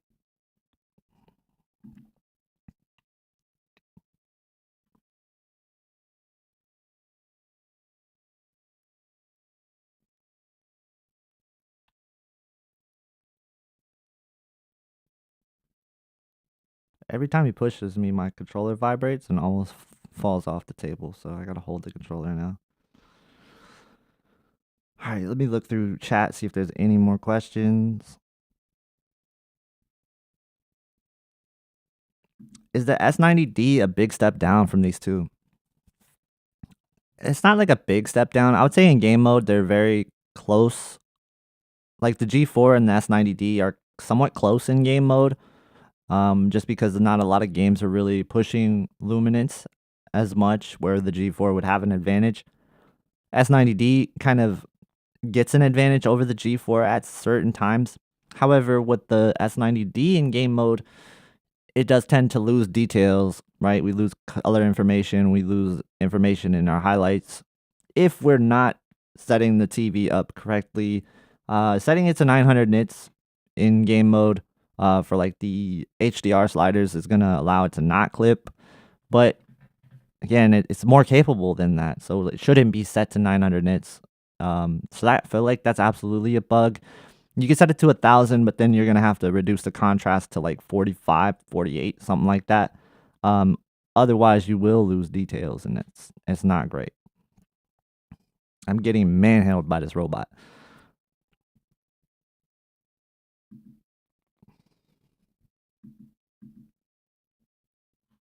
I like the S90D though.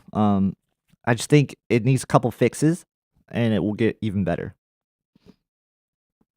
But the S90D is so close to the S90C for me that I do struggle recommending the S90D over the S95, over the S90C, sorry.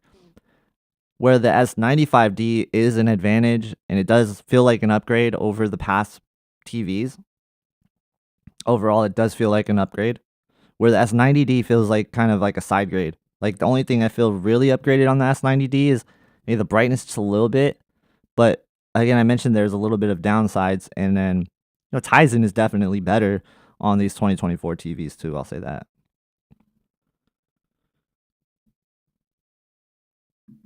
You are the source for gaming comparisons, no competition. I appreciate that. Thank you. I try to do more gaming comparisons just because I know like it's a great way to demonstrate these TVs, man. It really is a great way to demonstrate these TVs. Gaming is a medium that is often overlooked, and the best thing about gaming for like showing it off on YouTube is I don't have to worry about copyrights. Like I can show you like gaming to me is real content that I could actually show you. I can't show you movies, unfortunately. So gaming is gonna be like a good middle ground. And I love games like this that are gonna be like storytelling games because I could just kind of look at chat and read. Tizen OS is better than LG OS now. I like it better. I mean, I think it's faster, right? Like if I want to go and change something on LG, this is how long it takes. I have to go through settings, and I have to go through picture, and I have to go to advanced setting, and then I have to go to brightness, and then I would have to go to that. Like if I want to just change the dynamic tone mapping, right? And it just feels a bit sluggish on that sense. And then, but like Samsung, I gotta just click this button, click this, hit all settings, fly through expert settings, boom, go down to HDR tone mapping, switch it to active, then boom, that's it. Like it's just fast. Like it's so much faster. So props to Samsung because they finally sped up their OS, made it faster. Even just going to a home screen, just a slight delay, and then you're there. It's really fast to navigate. It's really fast to go through the tabs. And then you go back into your source there, and it's fast. ALM is on, so it'll activate once you go back into the thing. LG, you go home. This is going to probably turn on my other TVs. But so you can see navigation wise, it's a bit slower, not too much slower. Getting in and out of apps takes about the same amount of time. You can get back to your recent input there, but there's an input button on the LG, so there's that. There's a plus side there, right?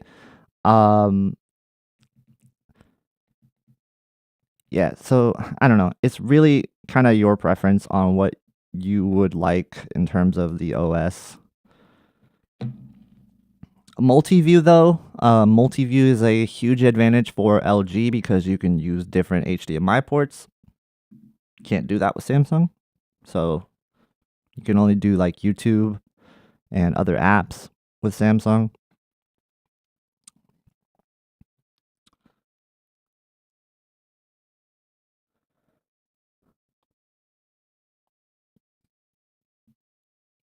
Let's see. So I don't know. I mean, like, it's really a preference thing. What's up, Ari? How you doing? Good to see you, man. Should you keep the TVs updated? Yeah, I would agree. I would keep the TVs updated. Even the S95B, I updated the S95B. It got better. It got much better, actually. The OS changed completely. So, you know, there's going to be instances where maybe you shouldn't update. Like, maybe, right? I think those instances are rare. And we'll let you know when those instances do pop up. Dylan Sharp, thank you for the super chat. He says, what is the current state of ABL on the S95D? Are you talking about ASBL or ABL? So I always get confused by this question. And this is not on you, Dylan. Everybody does this. Everybody confuses ABL, ASBL, gets them mixed up. The reason why is because there's other outlets. I'm not saying names because just pretty much every other outlet, everybody does this. They confuse ABL and ASBL, right? So ASBL is when the TV detects something on the screen that is static and staying there for a very long time, and it's going to gradually dim your TV down over time. Slowly, right? Slowly reducing the brightness. I'm going to keep it paused so we can see an example of ASBL. Maybe we can get it to kick in. It's not, the HUD's not like super aggressive with its brightness, so maybe it's not going to detect it as much. We'll see. ABL is when there's a super bright scene that's covering most of the screen that is going to make the TV instantly reduce brightness. So that's ABL. That's the difference. ABL is something that is on every TV, not just OLED TVs. However, it's not as aggressive on LCD TVs. ABL is all about power consumption. So it's just protecting the TV. Not necessarily protecting the TV from burning. It's just protecting the TV from overloading. So that's the difference between ABL and ASBL. One happens slowly. The other one is just instant. And ASBL is the one that mostly everybody talks about with the dimming over time. I hope that is a little bit of an easier way to understand it. So would ASBL react to a CNN logo? Yes. If you watch CNN for a very long time, it won't be as bright as when you first watched your CNN. Same thing with sports. Like if you watch a sports broadcast for a very long time, it won't be the same brightness as when you first watched that sports broadcast. Now this ASBL only happens on OLED TVs. This is an absolute protection mechanism against image retention and long-term image retention, which is screen burn-in. So permanent image retention, not long-term.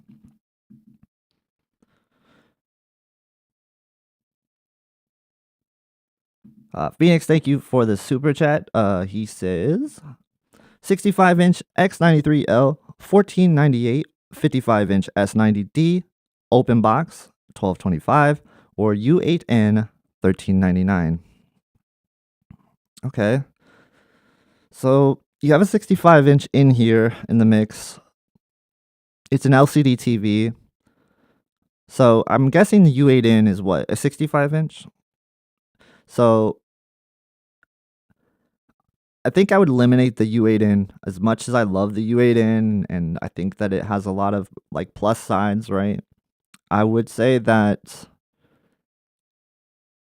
it's just not still up to par to the bigger manufacturers, right? And so when you have prices along these lines and they're equal, I don't see an advantage to the U8N in this conversation. 65-inch versus 55-inch is tough. You're absolutely going to just get a better TV with the S90D overall. but I don't know what size you need. So if you need a 65-inch size, maybe the X93L is actually going to be a better thing for you. So it's always hard to decide, like, should you get a 65-inch or a 55-inch versus like an OLED 55-inch versus an LCD 65-inch. I think it really just depends, like, if you need 65-inch. And so that's one of the things that I keep going back to. It's like, do you actually need it, you know, or not?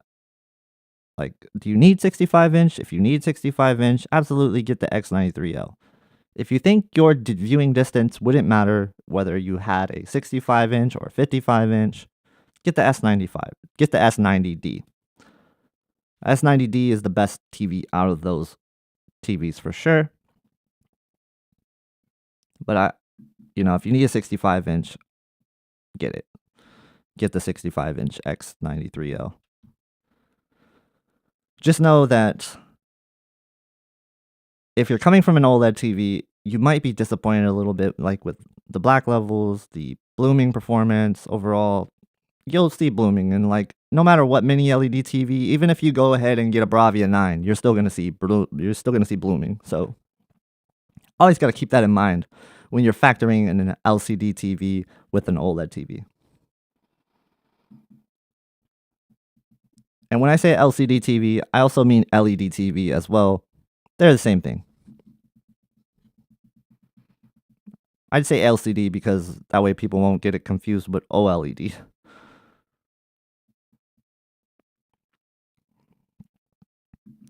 I wanted 65-inch S90D, but for that price, it's a steal. But the S90D for that price? So wait, is it S90D? I thought you said S90C. Am I blind? Oh no, you said S90D. Yeah, like, okay. Yeah, it is a 2024 model as well. Again, it goes back to 65-inch. My God, what happened to the G4? I just looked up at the screen and I realized what was going on with the G4. It's like whatever happened to the G4, it's dimmed beyond belief. Let's double check this boy. Let's see what's going on with them. Let's make sure we got everything turned on off that we wanted to turn off, right?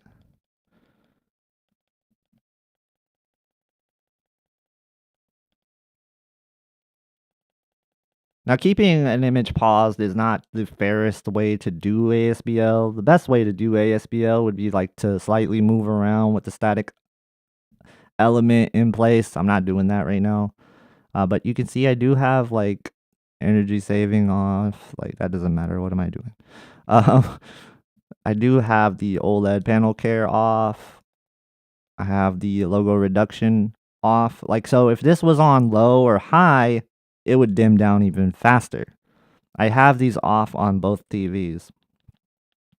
It seemed like the G4, when in a static element, just pauses on the screen, reacts a little bit faster, right? G4 has left the chat. Oh, man. 55-inch S90D 1220. That is a really good deal. Yeah. I wouldn't blame you for going that route for sure.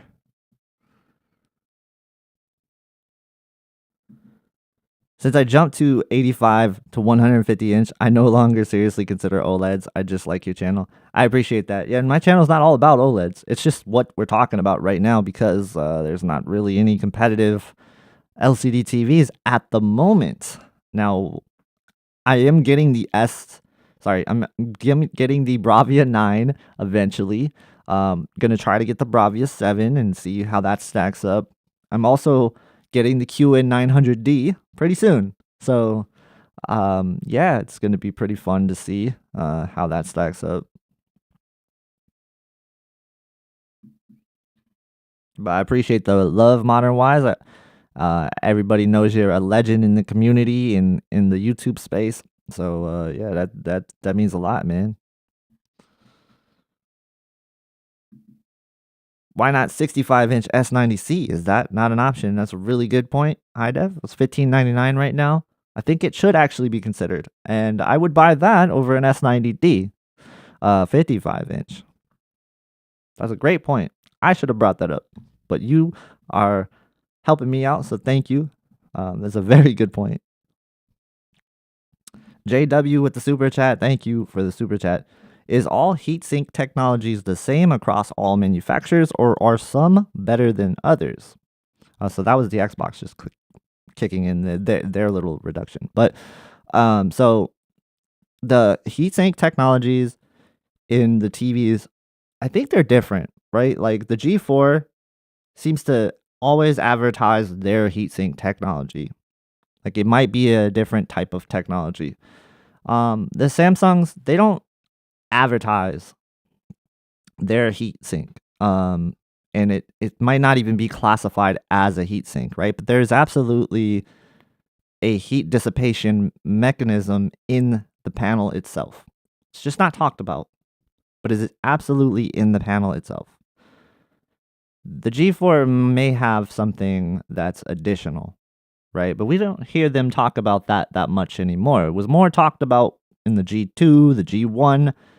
I rarely hear LG talk about heatsink anymore, right? So like, I don't know.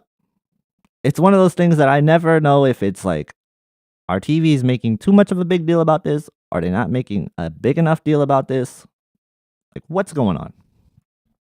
Because like the A80L, for example, in the 65-inch, 55-inch, 77-inch size, it doesn't have a heatsink. But in the 83-inch size, it does have a heatsink. They won't tell you this. You only find out when you go deep into the questions and they tell you, then they tell you. But they won't advertise it. So it's like, that's the thing with the heatsink and the heatsink technologies is like, is it overblown? Is it actually making that much of a difference? I don't know. It's hard to say. It's a great question. It's actually a topic I really wanted to bring up at one point in time, and I just always forget about it. Because like that used to be like the bee's knees. They always talk about the heatsink, right? Everybody would talk about the heatsink, like the G series and the heatsink. Like you don't hear that brought up as much. So yeah, that's a really, really good question. Thank you for the super chat. Appreciate it.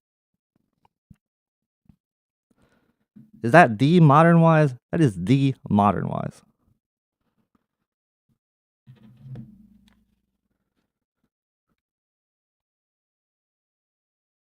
Boom. Had to attack. All right. Let's see if I could just like run around in circles if it'll dim. Ooh. Can't run around in circles with this dude. I just did backflip. I'm not trying to make you guys dizzy though. That's the thing. Like maybe if I slowly walk. This is where I need to hire a little kid to sit right next to me and just walk around slowly and just, hey, you walk around and try to trigger ASBL. Like that's what you should do. Stop. Where are these guys coming from? They're just all over the place. Trying to trigger ASBL, man. This is a beautiful game. I will say that. I'm not a big Star Wars fan, but I don't hate it.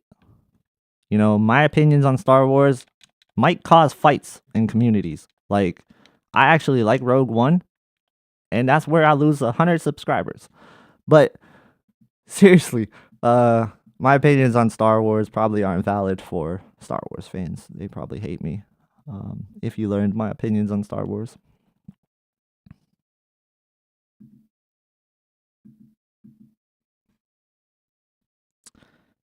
S95B is the OG. It is the OG.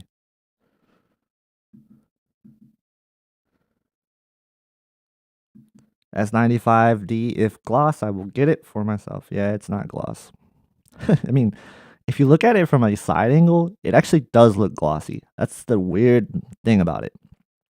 It's like the coating doesn't really look not glossy until you get at the straight on angle. But like at a severe off angle, yeah. Man, that white is major bright on the S95D. I'm actually surprised by that because the G4 is supposed to be like pushing white more, and I see the G4 pushing white more, but this scene in particular, Dang, that's 95D. Good job.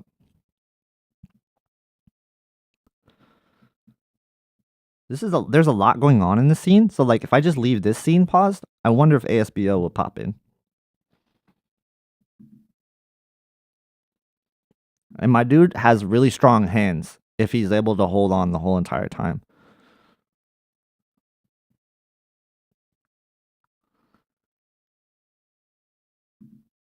Rogue One is great. Sequels are certainly questionable though.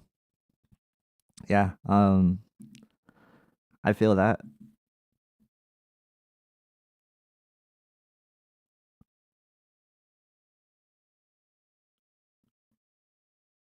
Stormtroopers are hilariously stupid.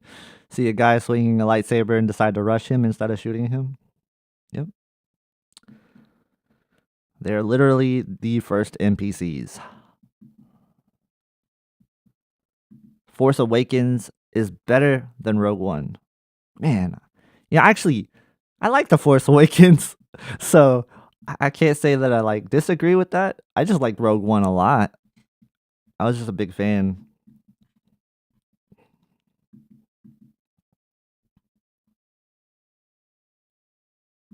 Might as well start a gaming squad. Yeah, that'd be dope.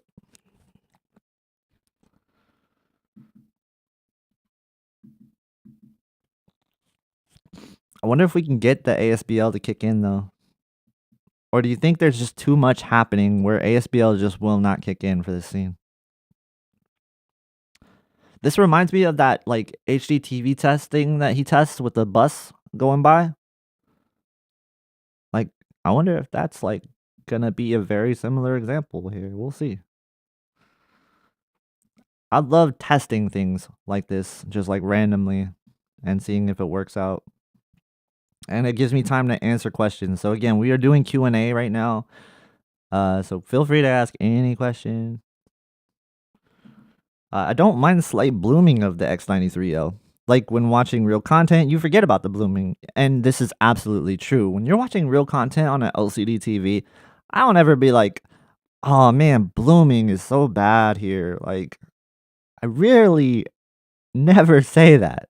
So like when I had the Q90T, I absolutely did have some times where that would bloom, but it never was a detriment to me watching TV on it. Like I loved my Q90T a lot, right? Like it's what started the channel. And I keep going back and thinking about my experience with it. I never had a bad experience really with blooming on most regular content. And I thought the black levels were so close to OLED enough where I didn't mind it, right? That's why I'm excited about the Bravia 9 is like the Bravia 9 could absolutely fill a gap in the TV space where I think that there is a gap, right? Before, I could say like the QN90A, the QN90B, before the S95B existed, before MLA existed, there was a space in the TV world where LCD had a place. It had a place because WOLED could not get to the same luminance as a LCD TV. So they had a place. And so that's why I'm hoping Bravia 9 kind of like secures this place again. Now, I have doubts about the Bravia 9 also because like everybody assumes that it's this like 4000 nit TV when they haven't actually said it's this 4000 nit TV, and I think people are going to get their hopes up and thinking it's this 4000 nit TV when like maybe it just maxes out at like 2500 nits. Maybe it maxes out at 3000 if we're lucky, right? I don't know that it's actually going to hit this 4000 nit mark. That goes back to like thinking about, oh, what about Hisense and TCL? What about their, claims of high brightness? Just keep in mind with those companies, like I love Hisense and TCL, and I think they're up and coming companies, but the brightness measurements on those TVs, they're not really indicative of real content. So do keep that in mind. And that's the case with a lot of TVs as well. And in some cases, actually, like a brightness measurement will be worse, but the real content will be better. Like in the case of the A80L, for example, the brightness measurement on that TV isn't very good, but you look at next to like the S90D and even like the S95D and even the G4, there's times where it holds its own, and I think my camera just died. That's cool. Let me find out what's going on with that. I will be right back.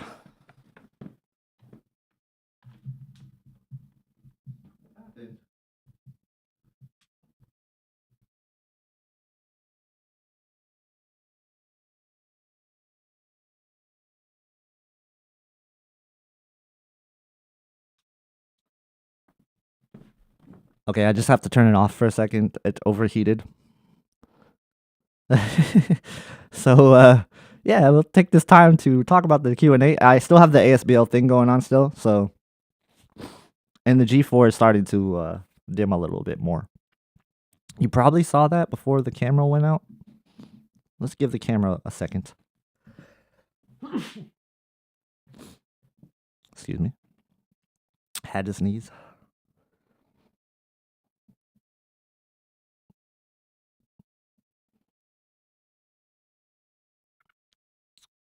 Early week stream, yeah, it's kind of like a surprise stream. Like surprise. Um nah, I really wanted to make sure we could touch base with the S95D and the G4 again and kind of get everybody's thoughts after Vincent's review. Find out what's going on, you know? Oh, let me take this time to talk about like the disrespect that I seen thrown to Classy's way. I don't appreciate that. And if I see anybody throwing disrespect towards Classy's way, I will absolutely ban you and you will not be a part of the chat or a part of the community for me personally anymore because I will not stand for any of that nonsense. I think Classy is an absolute treat to the community and he treats everybody with a lot of respect and he goes out of his way to answer questions and to help you guys. So if you're any of those people who throw shade Classy's way, get out, man. Like I don't want you in this chat. Like that's just how I feel. So um please do not disrespect my boy Classy.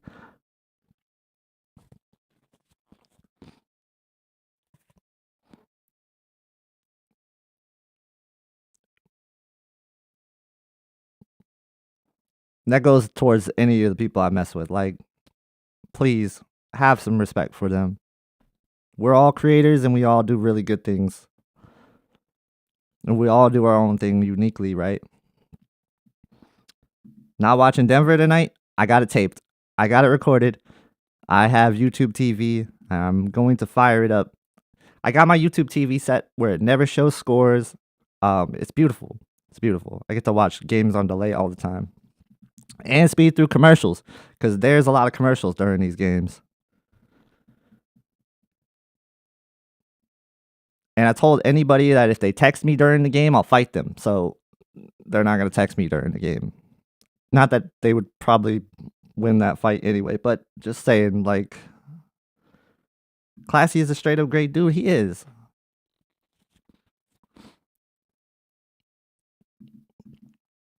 If you don't know, like, Classy, like, me and Classy, when we used to do streams together, like, we kind of the OGs of, like, this going back and forth. And Classy mastered the 8-hour stream with the F95B. I thought that was such an amazing stream, such an awesome stream. That was such fun. I missed my streams with Classy. Dude is a busy man, has a big family, and always is working. So shout out to Classy. I know you're probably gonna watch this later, but you usually are in chat, and we appreciate everything you do, man.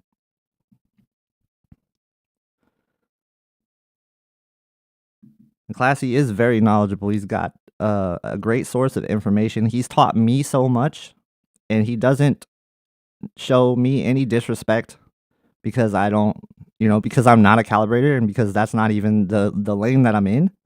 But he helps me understand this more and more so I can explain it a little bit better to you guys. And I appreciate that so much. Like you don't even know how much heat that I get within like the expert community. A lot of people hate me. There's a lot of people that hate me because I do things a certain way or I say things a certain way. But like ultimately, I don't care what they think. I really just care about delivering you guys like what these TVs could do. What's the capability of these TVs? I want to show you. I want you to know about the TVs that you're gonna buy.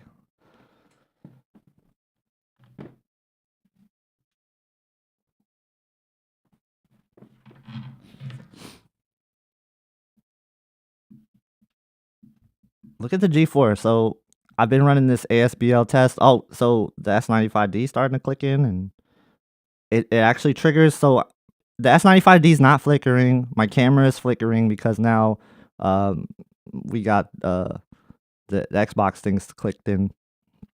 I brought it back. The G4 came back a little bit now, but the G4 was the one that was fading with ASBL for this scene. So yeah, I would say that the G4 does have more gaming ASBL than the S95D. I think that's a fair thing to say based on what we're seeing. We are getting a scene that's moving around. So yeah, it's pretty interesting. Pretty interesting stuff.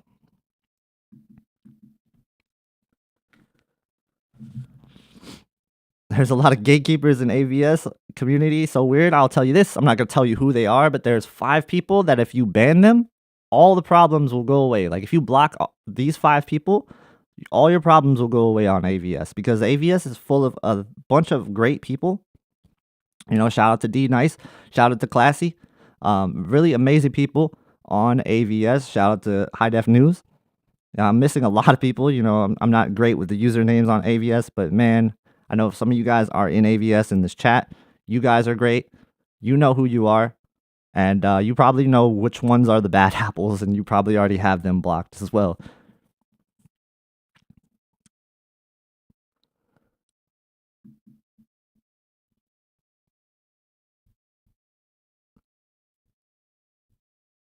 It's all about, I love to like try to keep positivity as much as possible.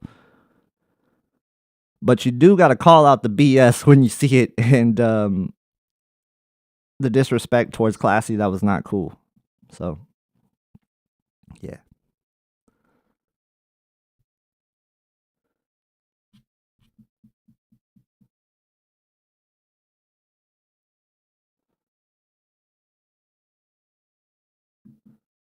For me, I appreciate the hard work. I don't like it when folks are dishonest or give incomplete comparisons. I know that isn't you. You show far more than these TVs do most. I like. So, I appreciate that. I really do. And I want to say this though, like there's probably people out there giving comparisons that might seem incomplete to a lot of people, but they don't know that they're incomplete. I don't think that was their intention of giving you an incomplete comparison. Because we all deliver these things like differently, right? So I think to defend those people, and I don't know who those people are, and there's absolutely some out there who are kind of shady in their own right, but it's a very few amount of people. So I will say this: everybody does really hard work in the community. Everybody goes out of their way to try their best to show you these TVs how they think you would want to see them. And at times it's not perfect, right? It's not perfect. I'm not perfect. In fact, like all you're doing is watching me show a dude hanging on a pole right now, seeing if ASBL is gonna pop up. Like that's not perfect. There's probably better ways to do that, but I appreciate the love everybody gives. I really do. I get to be myself on these streams too, and that's what I love. Like, not that I don't be myself on videos that are like thought out and trying to give you as much information as little time as possible. Most people don't realize this, but I actually do not script any of my videos. So a lot of it is just kind of off the dome, and then I edit it, right? So I try to give you my raw thoughts, like what's on my mind at all times. And then there's very few things that I script. I script intros sometimes on my videos, but that's about it. There's a little bit blurriness going on in the camera. Let me fix that.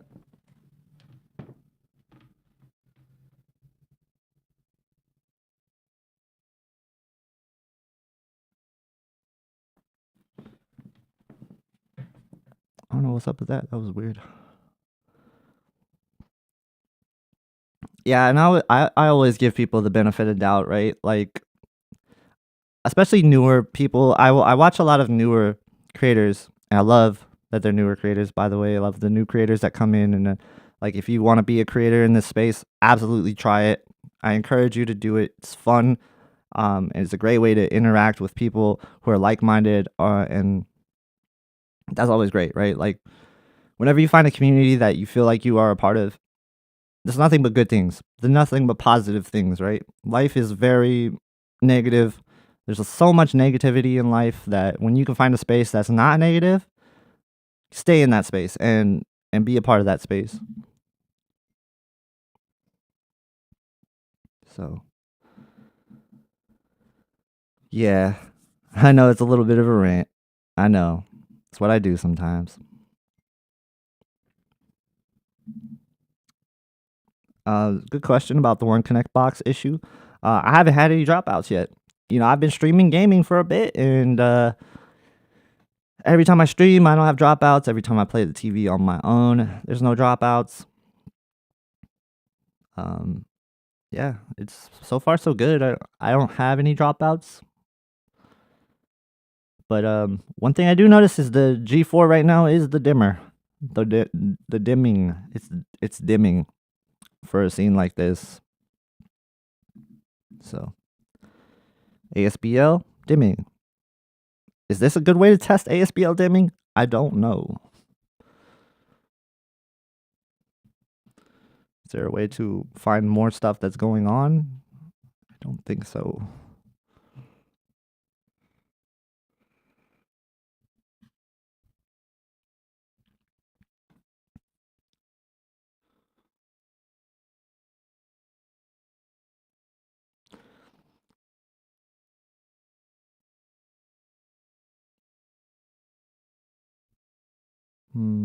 Let me look through chat. I want to make sure everybody's questions get answered. We're about to end it here soon.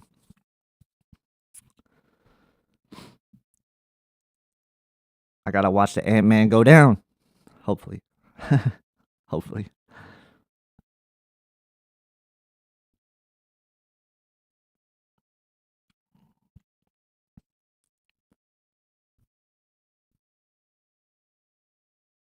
Um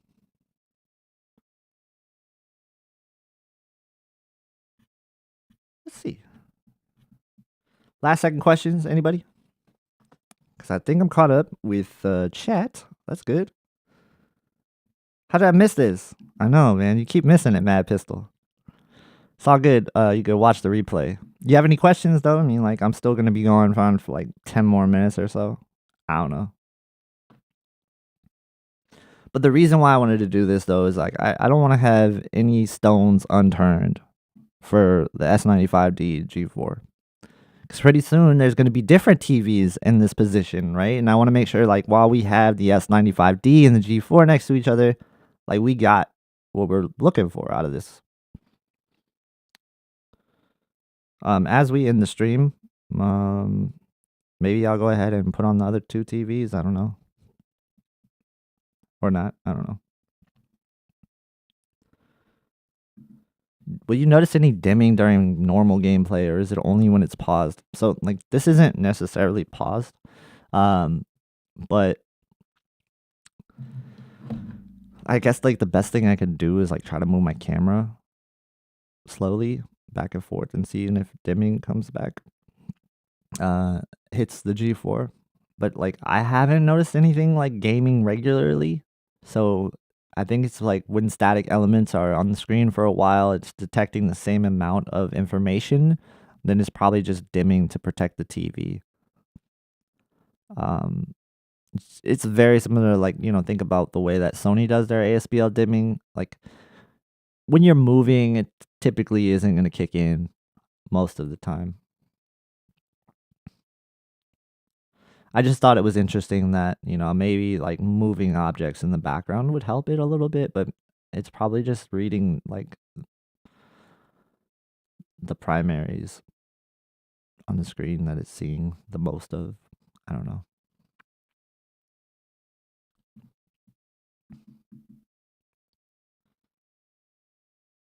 Well, I will not take that slander.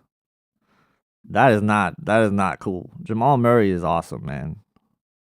He's been hitting them clutch shots for sure. All right. And please do not talk about the game. Please do not talk about the game.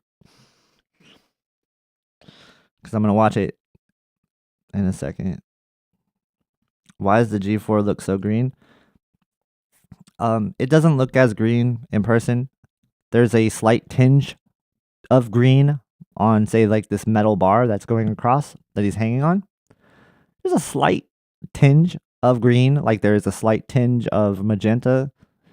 It's not huge, right? Like it's not like it's on camera. Like on camera, it looks like the whole image is painted that way. Um, it's not like that so it's not like that in person. It's just like that on camera. So that's just the biggest difference there.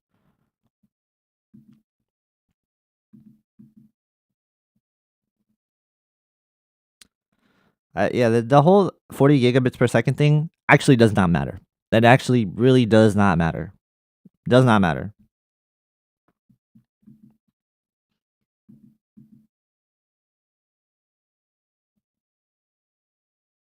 Yeah.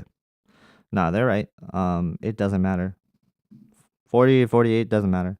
Dylan says, which TV do you think is better, G4 S95D? Vincent wasn't testing the 83-inch panel. Do you think that all 83-inch panels will be the 3000 nit panel?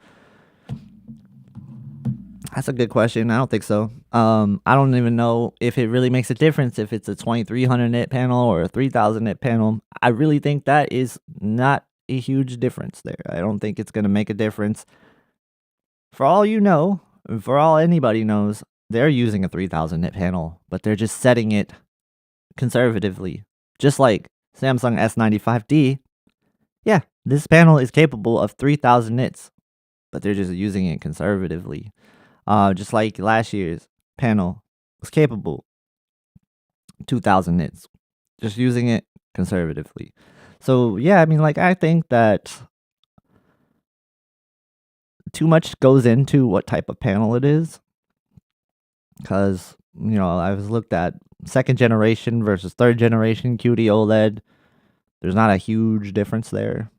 There's not a huge difference between first generation and second generation wise either. So I don't know, to be honest, to answer your question, I don't think it will be. I think it'll be the same type of panel as the lower sizes, but I could be wrong, and maybe they are.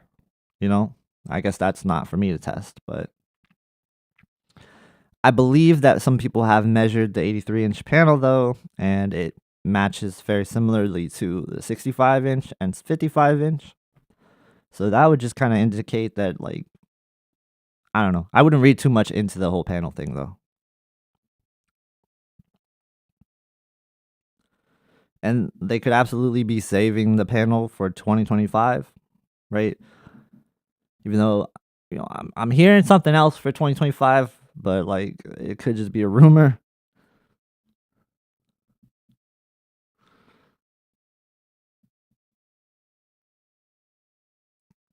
Which TV would you say is most worth it to buy? I mean, like, so most worth it to buy depends on your situation. I think they're both worthy of being bought.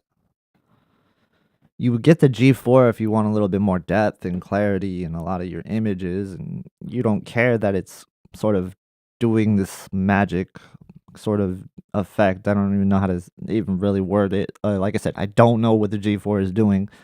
It's just creating a little bit more depth perception, right? So if you don't mind that, and you're not like a super purist that's going to really hate that kind of thing, then the G4, you'll like it a lot. That said, the S95D probably does some over sharpening as well for purists, and they might not like that. And so if you're a purist, I don't know how to answer that, but if you're not a purist, hate that word, by the way, so this was like kind of weird, cringy in a way. But looking at these two, I think the S95D is going to give you a better gaming experience overall. Like I'm seeing less gaming weaknesses in games that are like high brightness and delivering a little bit more.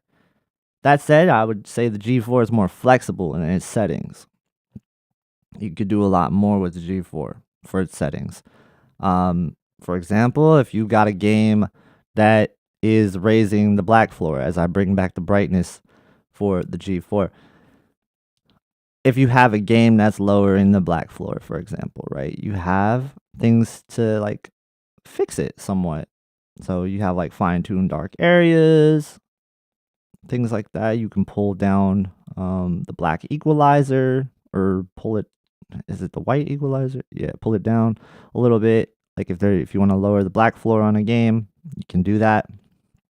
So there's more control in that sense.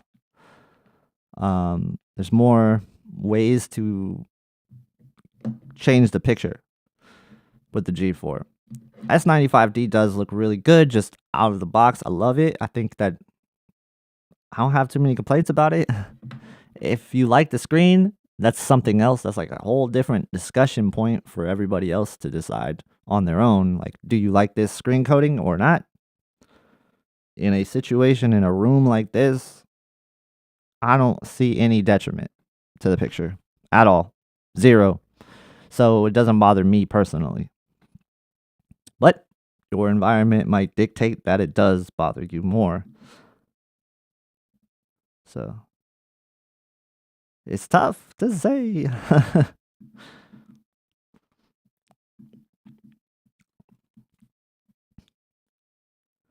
Current estimated shipping date for Bravia 9 is May 27th. Awesome. That would be cool. That would line up very closely to the QN900D. I'm getting the QN900D pretty soon. Pretty soon. So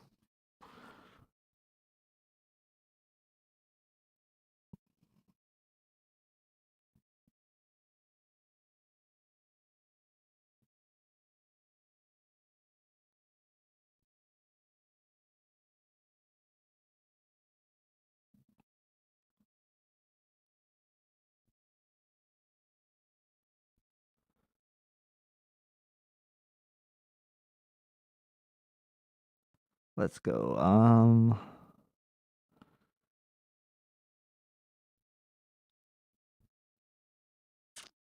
Yeah, I'm caught up on questions. Kind of demonstrated ASBL gaming a little bit more. That's there, right? We did that. Let me make sure we're caught up with chat. Everything is caught up. We're good to go. Thank you everybody for stopping by. You guys are all amazing. Hopefully this answers a lot of questions about these two TVs. I know maybe for a lot of you guys it doesn't answer much and you're kind of like not sure which one to get. And for that, I apologize because they are very close together. They do trade blows. I do not think there's like this definitive answer. If you want me to pick one, I would probably pick the G4 as I like what it's doing with the picture outside of game mode and even inside of game mode to certain degrees. I like it, right? Like the G4 does stick out to me a little bit more than the S95D. That said, in certain content, S95D does surpass the G4. I think the G4 probably might look like the more capable TV as far as like overall white brightness goes, as far as overall brightness goes. But I have seen examples where the S95D does surpass the G4. The problem is the content out there, it doesn't really show it all the time. And just the way that the tone mapping works on the Samsung, sometimes you don't even see the full advantage of the S95D. So I think the S95D actually may be the brighter TV overall. It may be the more capable TV overall. I just see fewer examples of it, if that makes sense. You can't really lose with either one. Yeah, it's good time if you need a TV. Good time if you want to buy last year's TV as well, because they're not too far off of these. I will say, though, the G3 to the G4 is a bigger jump than what people realize, because what the G4 is doing with processing this year is better than what the G3 is doing objectively, or subjectively, sorry. Not objectively, subjectively better than the G3. I just like what it's doing better, personally.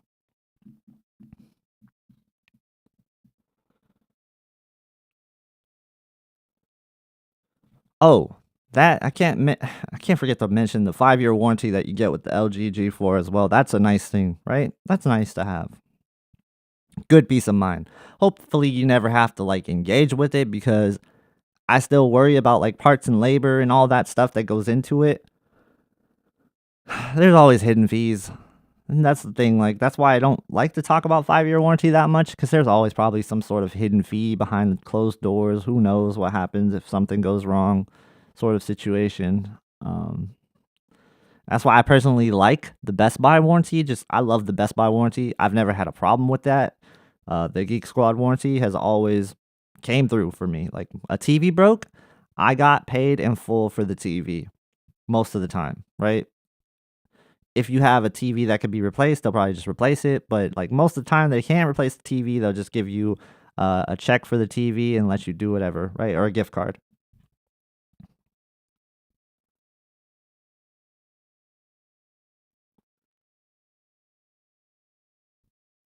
Um, so yeah, all right. Good way to close out the stream, answering the questions, finishing my closing thoughts. Thank you guys so much for watching. Hit the like button on your way out. Share this if you can, if you know anybody that wants to see it. Thank you guys so much for watching, and I will see you next week. Peace. Actually, maybe Friday. Peace out.